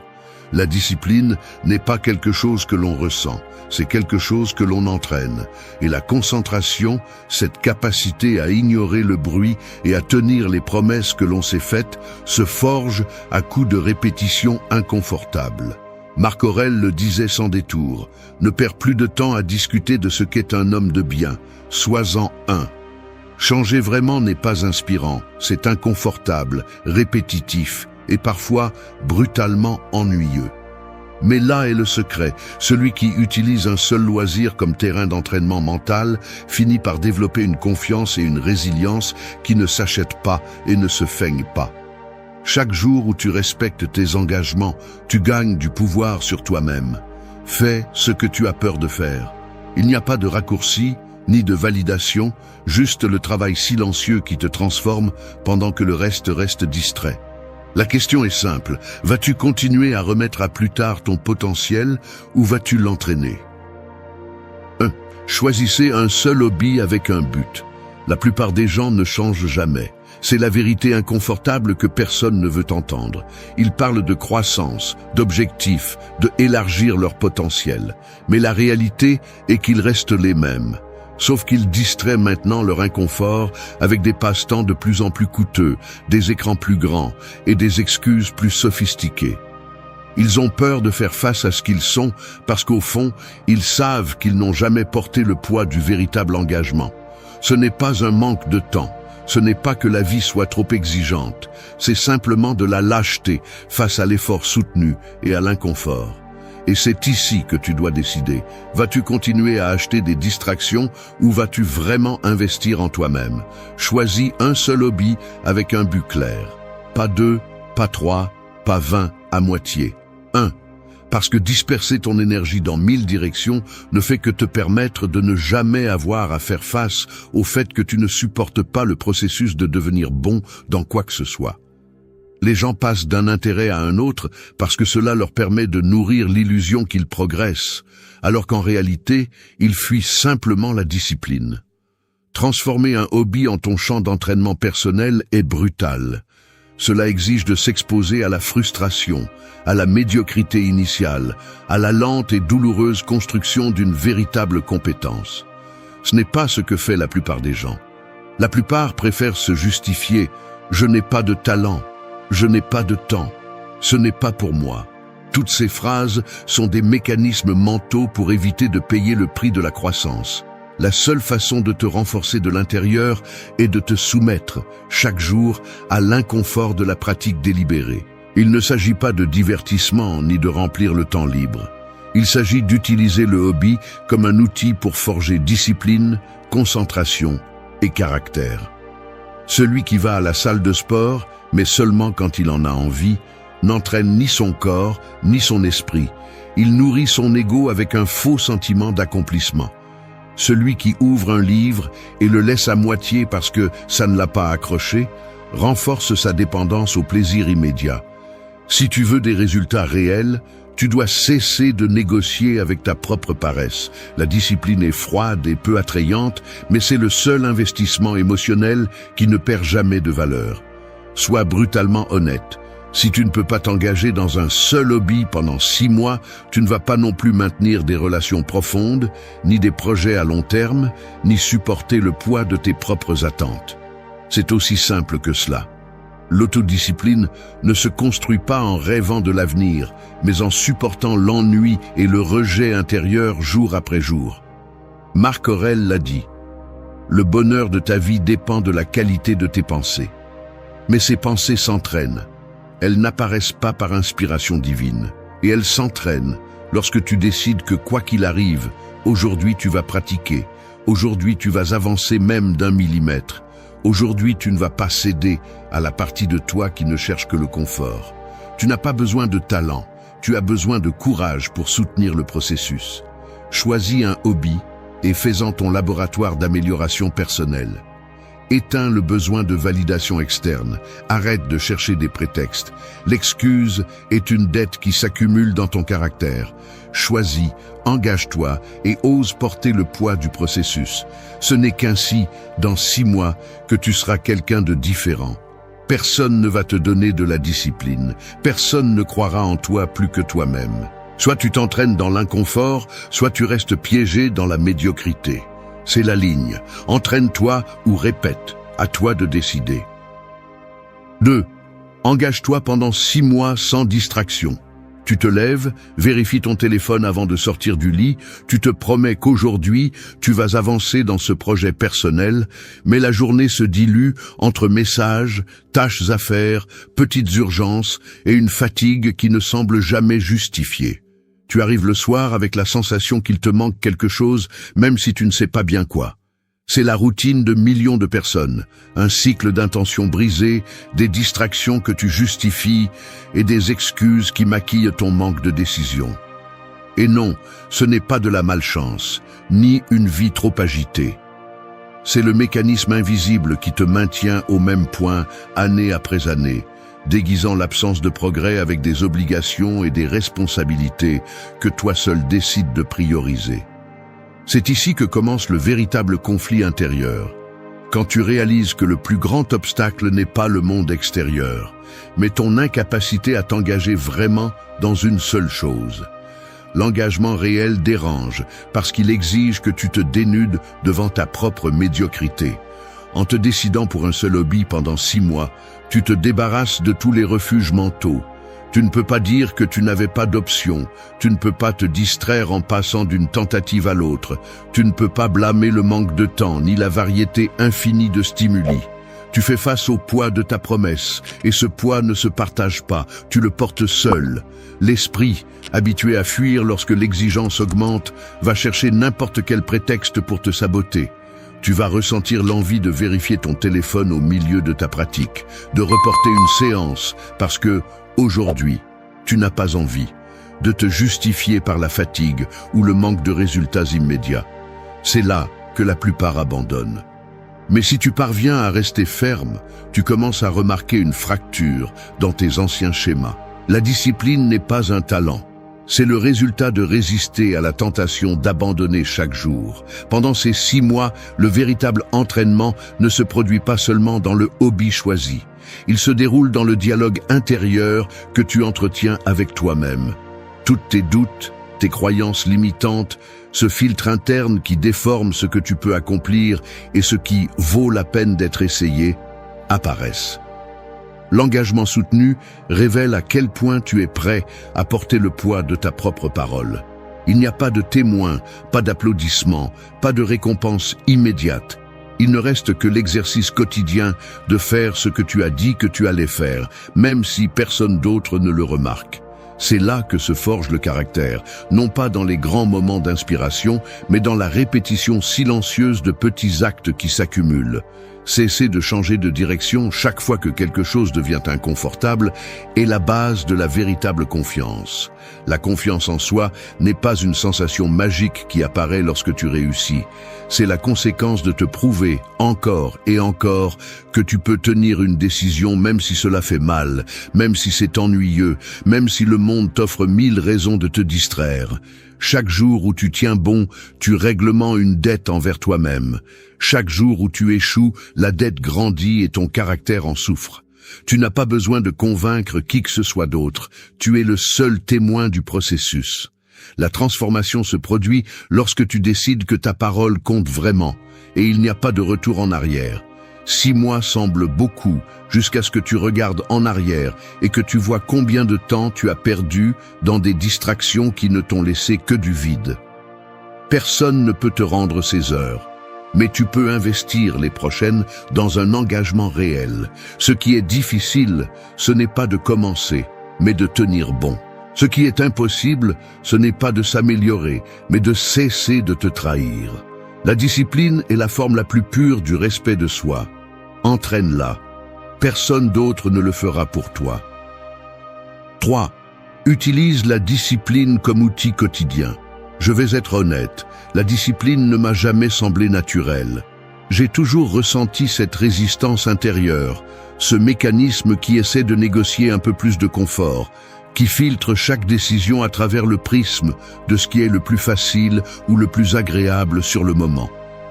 L'esprit crée des excuses sophistiquées, justifie les procrastinations et, sans que tu t'en rendes compte, tu commences à te convaincre qu'il est normal de céder aux moindres fatigues, que tout le monde le fait.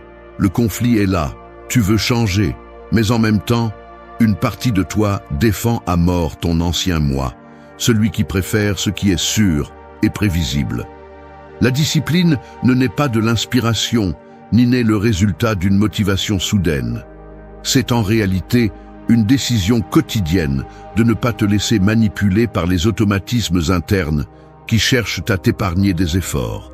C'est l'inconfort fondamental, savoir que tu peux choisir et pourtant, souvent, tu préfères ne pas le faire. C'est la racine, le reste ne sont que des ornements mentaux pour justifier l'inertie. En décomposant la discipline dans son essence, tu vois qu'il ne s'agit pas seulement de force de volonté momentanée, mais de construire un système où tes actions se répètent malgré ton état émotionnel. Lorsque tu traites la discipline comme un outil et non comme une vertu magique, tu cesses de dépendre de la motivation et commences à concevoir ton environnement, tes horaires et tes priorités pour te pousser à agir même quand tu ne le souhaites pas. L'erreur la plus courante est de penser que tu dois te sentir inspiré, alors qu'en réalité, ce dont tu as besoin, c'est d'un protocole clair. Une heure fixe, un espace défini, une règle inébranlable. Le muscle de la discipline se renforce chaque fois que tu tiens une petite promesse, même si elle est inconfortable ou ennuyeuse, et s'atrophie chaque fois que tu te permets de la rompre sans conséquences internes. Personne ne te punira si tu échoues, mais ta confiance en toi s'érode en silence. Chaque choix trace une ligne invisible. Soit tu renforces ton engagement, soit tu augmentes ta dette envers ton propre caractère. La discipline quotidienne est une carte mentale qui sépare ce que tu veux de ce que tu fais réellement. Si tu analyses tes journées avec honnêteté, tu verras des schémas clairs. Des moments où tu as cédé à la paresse, des excuses qui se répètent sous différentes masques, des justifications qui ne fonctionnent que dans ta tête, mais que, au fond, tu sais être de l'auto-tromperie. Utiliser la discipline comme outil signifie identifier ses points de fuite, anticiper tes propres pièges et bloquer les accès aux excuses. Il ne s'agit pas de devenir un robot ni d'éliminer le plaisir, mais de prendre le contrôle des décisions qui comptent vraiment. Le véritable pouvoir réside dans l'automatisation de ce qui te coûte le plus, afin que la friction soit minimale et l'avancée inévitable. Si tu dépends uniquement de la force de volonté, tu seras condamné à des cycles d'enthousiasme et d'abandon. Mais si tu transformes la discipline en une habitude structurée, ton progrès cesse d'être volontaire et devient une conséquence inévitable. Voici la ligne emblématique. La discipline est l'architecture de ta vie, pas un acte héroïque isolé. Choisis chaque jour de renforcer cette base, même lorsque le corps ou l'esprit demandent une trêve. La différence entre ceux qui changent et ceux qui ne le désirent que, ce n'est ni le talent ni la chance, mais la capacité d'appliquer la discipline comme un outil quotidien, stratégique, presque désengagé. Il ne s'agit pas de te sentir invincible, mais de réduire la marge d'erreur, de laisser moins de place à l'auto-tromperie. Lorsque tu utilises la discipline de cette manière, chaque jour devient un petit investissement qui, accumulé, transforme non seulement ta relation avec le loisir, mais aussi ta perception de toi-même. Le respect de soi n'est pas un cadeau ni une émotion spontanée, c'est le solde positif de centaines de décisions inconfortables que tu as choisi de maintenir. La discipline quotidienne est la seule garantie que le changement ne sera pas seulement une idée, mais une réalité tangible. 4. Transforme la routine en entraînement mental. Tu traverses la ville aux heures de pointe, entouré de gens qui avancent en mode automatique, visage figé, regard perdu, chacun piégé dans le circuit de ses propres habitudes. Les feux de circulation rythment le temps, la foule se déplace par inertie et chaque geste semble programmé. Le café servi à la même heure, les mêmes pas jusqu'à la station, le salut mécanique au portier. Mais ce que peu de gens remarquent, c'est que cette routine, répétée jour après jour, n'est pas seulement une succession d'actes sans sens. C'est une salle de sport invisible où l'esprit s'endort ou se renforce selon l'usage que tu en fais. Certains traversent leur journée comme s'ils marchaient sur un tapis roulant, sans questionner le trajet, sans se rendre compte que chaque décision, si petite soit-elle, est une opportunité pour entraîner la volonté. D'autres, en revanche, transforment la monotonie en leur champ d'essai, choisissant consciemment chacun de ces actes pour aiguiser leur autodiscipline. Pense aux petits gestes. Fermer la porte avec précision, organiser ton bureau avant de commencer, préparer le petit déjeuner sans laisser de désordre. Ce n'est pas de l'obsession, c'est de la présence. Lorsque tu abordes la routine avec attention, chaque mouvement devient un exercice d'intention. Les mains ne bougent pas seulement par habitude, mais parce que tu décides d'exercer un contrôle sur le détail. L'esprit, au lieu de vagabonder en pilote automatique, se concentre sur l'action. Et c'est là que se produit le véritable entraînement. Tu n'as pas besoin de faire de ta vie une séquence de grandes réalisations. Il suffit de traiter tes répétitions quotidiennes comme des répétitions mentales, conscientes, où l'objectif est de gagner en clarté et en fermeté dans le petit pour ensuite le maintenir dans le grand. Beaucoup se plaignent que la vie est ennuyeuse, que la routine les consume, mais en réalité, c'est le manque de concentration qui vide chaque jour de son sens. Si tu transformes les moments quotidiens en petits défis de discipline, la routine cesse d'être une condamnation et devient un atelier silencieux d'amélioration personnelle. Celui qui parvient à maintenir sa concentration en lavant la vaisselle, celui qui respire profondément avant de répondre à un message irritant, celui qui s'assoit pour planifier la semaine sans regarder son mobile toutes les 2 minutes, entraîne une force intérieure qui ne s'achète pas et ne se hérite pas. L'excellence n'est pas réservée aux occasions spéciales, mais se construit dans la répétition impeccable de l'ordinaire. L'entraînement mental commence lorsque tu cesses de chercher des excuses pour te distraire et que tu assumes que chaque interruption est un test de ton autocontrôle. Il n'est pas nécessaire de résister à la tentation de ce qui est facile seulement lorsque tu pratiques ton hobby. La bataille se livre à chaque instant, en décidant quand tu te lèves, comment tu réagis à un imprévu, si tu termines une tâche ou si tu la laisses inachevée. L'autocontrôle se renforce dans ces détails, comme le muscle qui se durcit à chaque répétition bien faite. N'attends pas que la motivation te réveille. Utilise la monotonie comme le terrain fertile où planter la graine de la force. Transforme ta routine en ton laboratoire personnel. Chaque action consciente compte. Chaque tentation résistée laisse une empreinte sur ton caractère. Si tu es capable de t'entraîner dans l'ennui, tu pourras rester ferme dans la difficulté. C'est la différence entre celui qui répète sa vie en boucle et celui qui utilise chaque jour comme un échelon. Ta routine n'est pas ta condamnation, c'est ton outil. Si tu l'utilises bien, tu cesses d'être victime du temps et tu deviens l'architecte de ta propre esprit. L'excellence se cache dans le quotidien. La répétition consciente est le véritable entraînement. 5. Persiste sans chercher une validation externe. Le besoin d'approbation est la plus grande chaîne invisible que tu portes. Si ton engagement dépend des applaudissements, tu ne construiras jamais rien de valable. C'est ici que la plupart échouent. Ils commencent motivés, avancent tant qu'ils reçoivent des éloges ou quelques likes, mais dès que l'écho s'éteint, la volonté s'effondre. Pour qui fais-tu ce que tu fais? Si ta réponse est « pour être reconnu », tu as déjà perdu.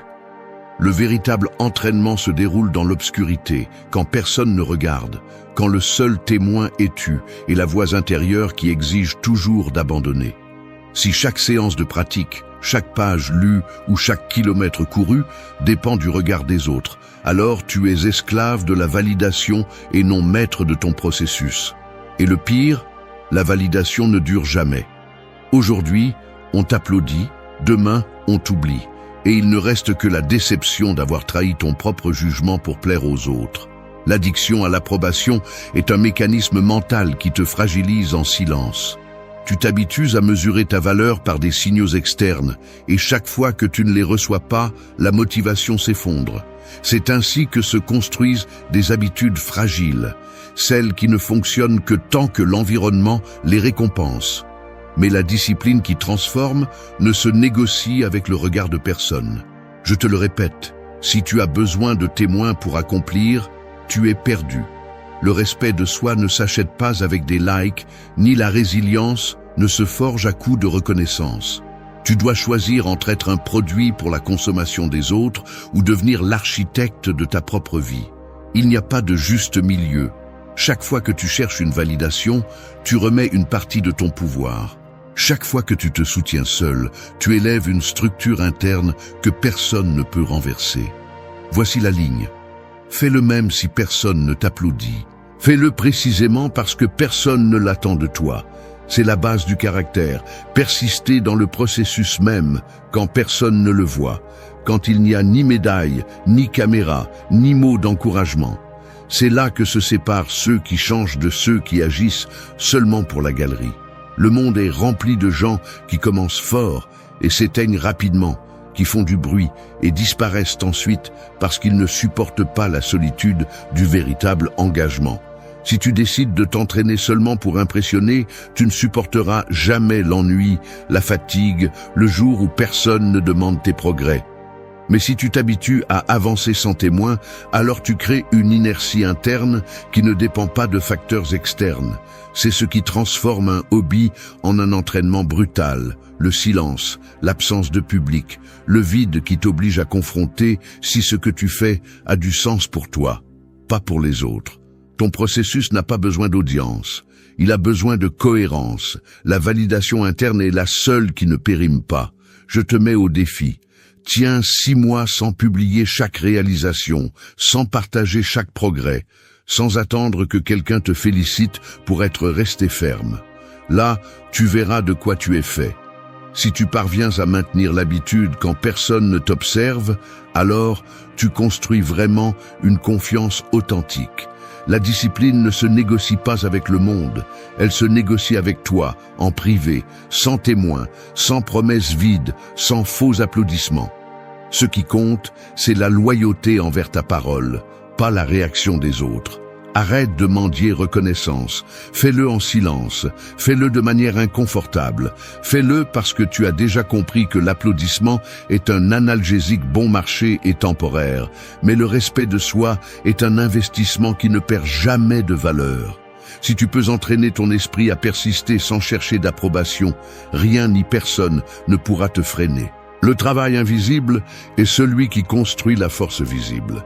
L'excellence naît lorsque tu décides d'être ton propre juge. 6. Apprends à apprécier l'effort soutenu. La plupart des gens n'apprennent jamais à apprécier l'effort. Ils ne le tolèrent qu'avec ressentiment et espèrent qu'il se termine le plus vite possible. C'est la dure vérité que presque personne ne reconnaît. Nous associons le travail intense à une punition, à un péage inévitable, vers une récompense toujours lointaine. Mais tant que tu continues à voir l'effort comme un ennemi, tu ne changeras jamais vraiment. Il y a un piège mental installé depuis des années. Tu crois que la vie se divise entre ce qu'il faut faire et ce que tu veux faire, entre le devoir et le plaisir. C'est pourquoi le loisir devient une caricature de distraction, quelque chose que tu utilises pour fuir, pas pour construire. Le problème est que l'effort soutenu, ce processus inconfortable, répétitif, parfois ennuyeux, est la seule voie réelle de transformation. Et si tu n'apprends pas à lui donner un sens, tout ton progrès sera une façade précaire, fragile, face à toute tentation d'abandon. L'effort soutenu révèle la relation que tu as avec toi-même de manière brutale. Lorsque la motivation se dissipe et qu'il ne reste que la routine, toutes les voix intérieures apparaissent, essayant de négocier une sortie facile. Tu commences à te demander si cela en vaut la peine. Tu répètes le vieux discours de « ce n'est pas pour moi », où tu cherches de petites gratifications pour anesthésier la fatigue. Mais là est la différence. Tandis que la plupart se rendent face à l'inconfort, quelques-uns apprennent à le redéfinir. Ce n'est pas du masochisme ni du romantisme de la souffrance.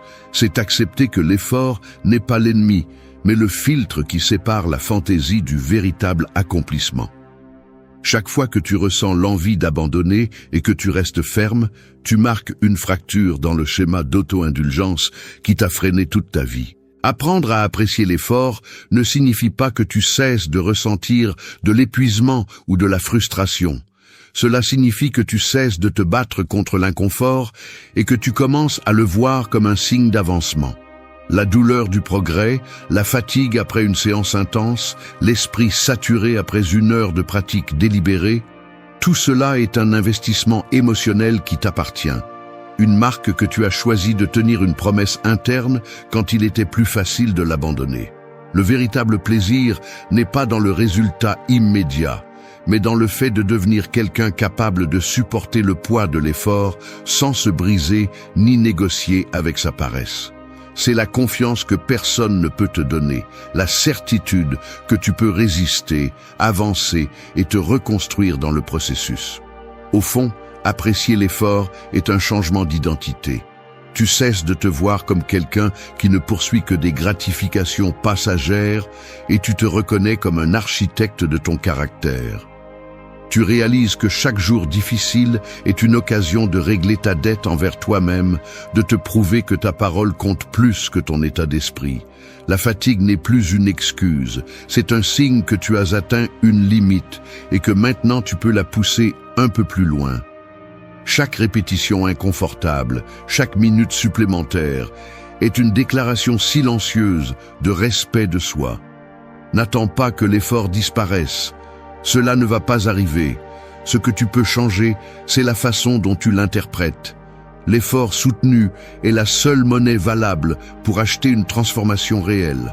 Entraîne-toi à ressentir de la fierté, pas seulement du soulagement, lorsque tu termines ce que tu t'es fixé. C'est l'une des lignes emblématiques. L'effort est ta signature, pas ta condamnation. Si tu apprends à apprécier le processus, même si c'est juste un peu plus chaque jour, tu deviens indestructible de l'intérieur. Parce qu'au final, la vie ne récompense pas le confort. Elle récompense la capacité à soutenir l'effort quand les autres cherchent des raccourcis. La véritable satisfaction n'est pas dans le résultat, mais dans le type de personne que tu deviens en persévérant. 7. Observez vos progrès, pas vos excuses. Vous vous trouvez devant le calendrier de votre téléphone, repassant mentalement ce que vous avez fait la semaine dernière. Vous voyez des tâches barrées, d'autres en attente, et vous vous convainquez d'avoir été occupé. Mais si vous êtes honnête, vous ne pouvez pas préciser un réel avancement, juste une accumulation d'activités. Le cerveau se spécialise dans la protection contre l'inconfort.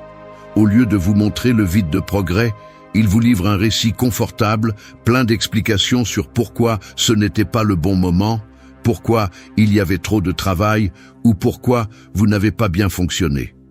C'est ainsi que fonctionnent les excuses. Ce sont des pansements mentaux qui cachent l'inconfort de ne pas avancer, justifient l'inaction et vous permettent de rester dans la même situation sans culpabilité. Ce mécanisme est si subtil que souvent, vous ne remarquez même pas que vous l'utilisez. Vous pensez simplement que vous avez eu une semaine difficile, alors qu'en réalité, vous avez juste cédé à l'inertie. Regarder vos progrès avec honnêteté est inconfortable car cela exige de démonter ces histoires. Il ne s'agit pas de vous flageller, mais d'analyser froidement les faits. Y a-t-il eu un avancement concret ou juste un mouvement superficiel ? Votre esprit essaiera de vous distraire avec des détails sans importance, avec les petites réussites qui, au fond, ne changent rien. Mais c'est là que l'approche stoïque fait la différence.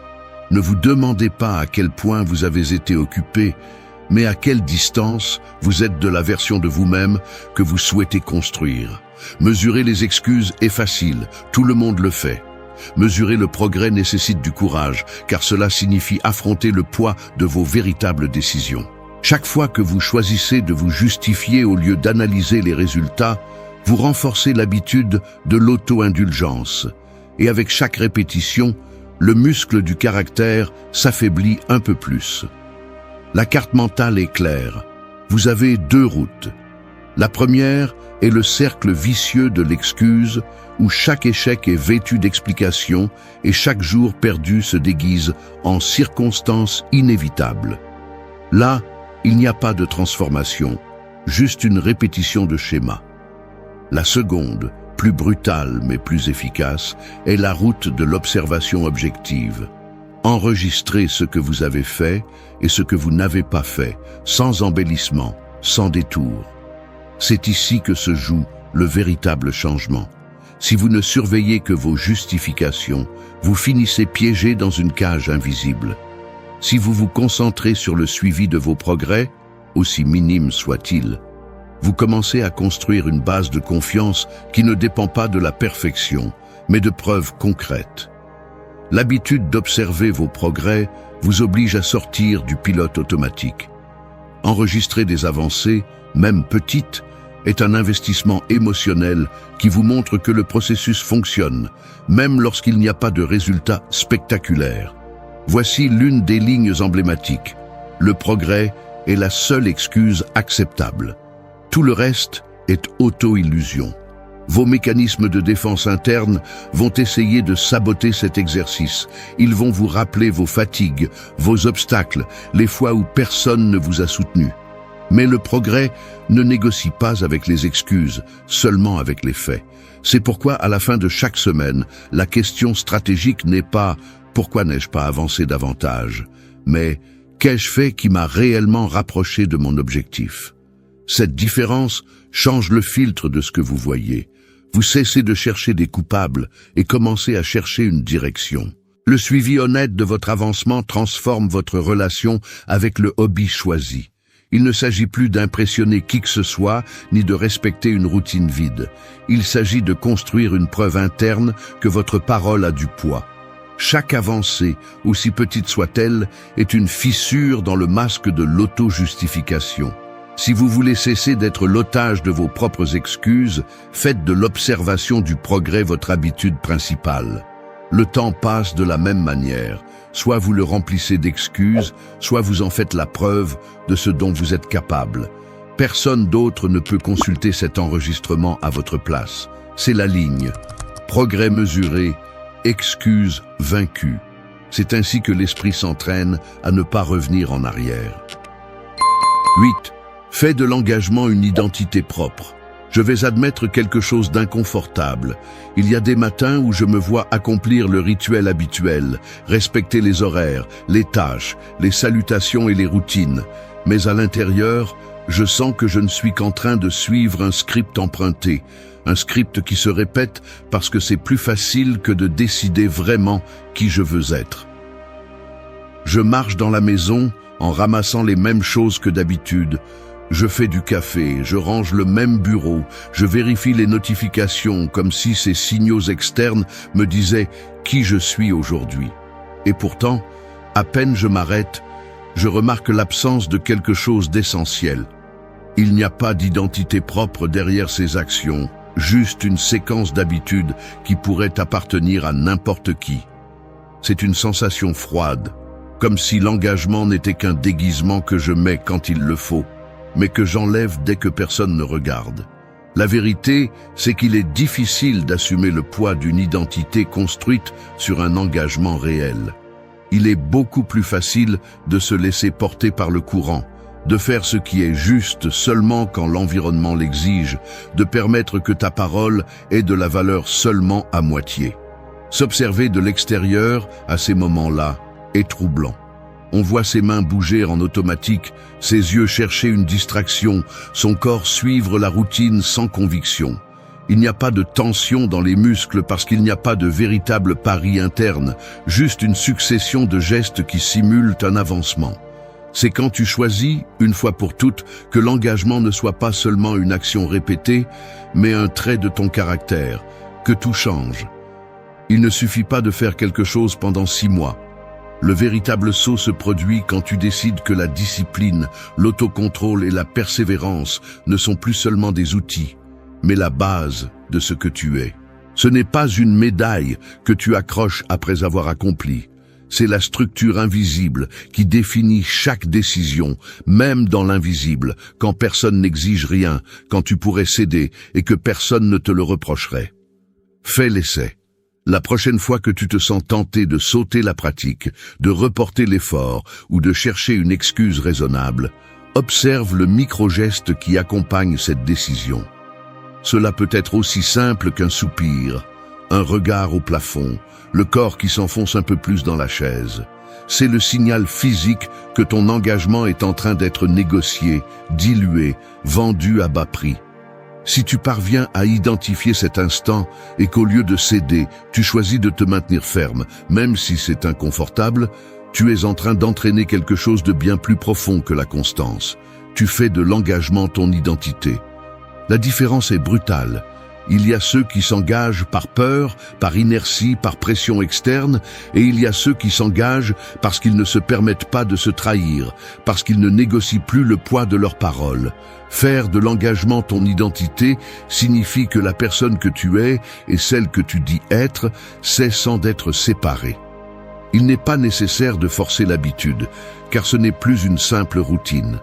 Elle est intégrée dans ta manière de te déplacer, de parler, de décider. Les détails changent, la façon dont tu organises ton temps, la manière dont tu réponds à la paresse, la capacité de soutenir le processus même quand personne ne le valide. L'engagement cesse d'être un objectif et devient un filtre. Tout ce qui n'est pas aligné avec cette base ne passe tout simplement pas. C'est là que tu découvres que la véritable force réside dans le choix, encore et encore, de la version exigeante de toi-même. Même si l'environnement invite à l'inverse, tu n'as pas besoin de l'annoncer, tu n'as pas à le partager. L'engagement authentique se manifeste dans la cohérence silencieuse, dans la manière dont tu tiens ta promesse loin des regards, dans la solidité interne qui se reflète dans les petits gestes quotidiens. Faire de l'engagement une identité propre est la différence entre vivre à l'essai et vivre sérieusement.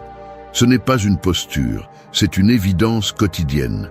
La ligne emblématique est celle-ci. Tu es ce que tu soutiens quand personne ne t'y oblige. Fais de l'engagement ta signature et non ton prétexte. Quand tu te construis ainsi, tu cesses de chercher des raisons de continuer et tu deviens la raison même. Merci d'être resté jusqu'à la fin.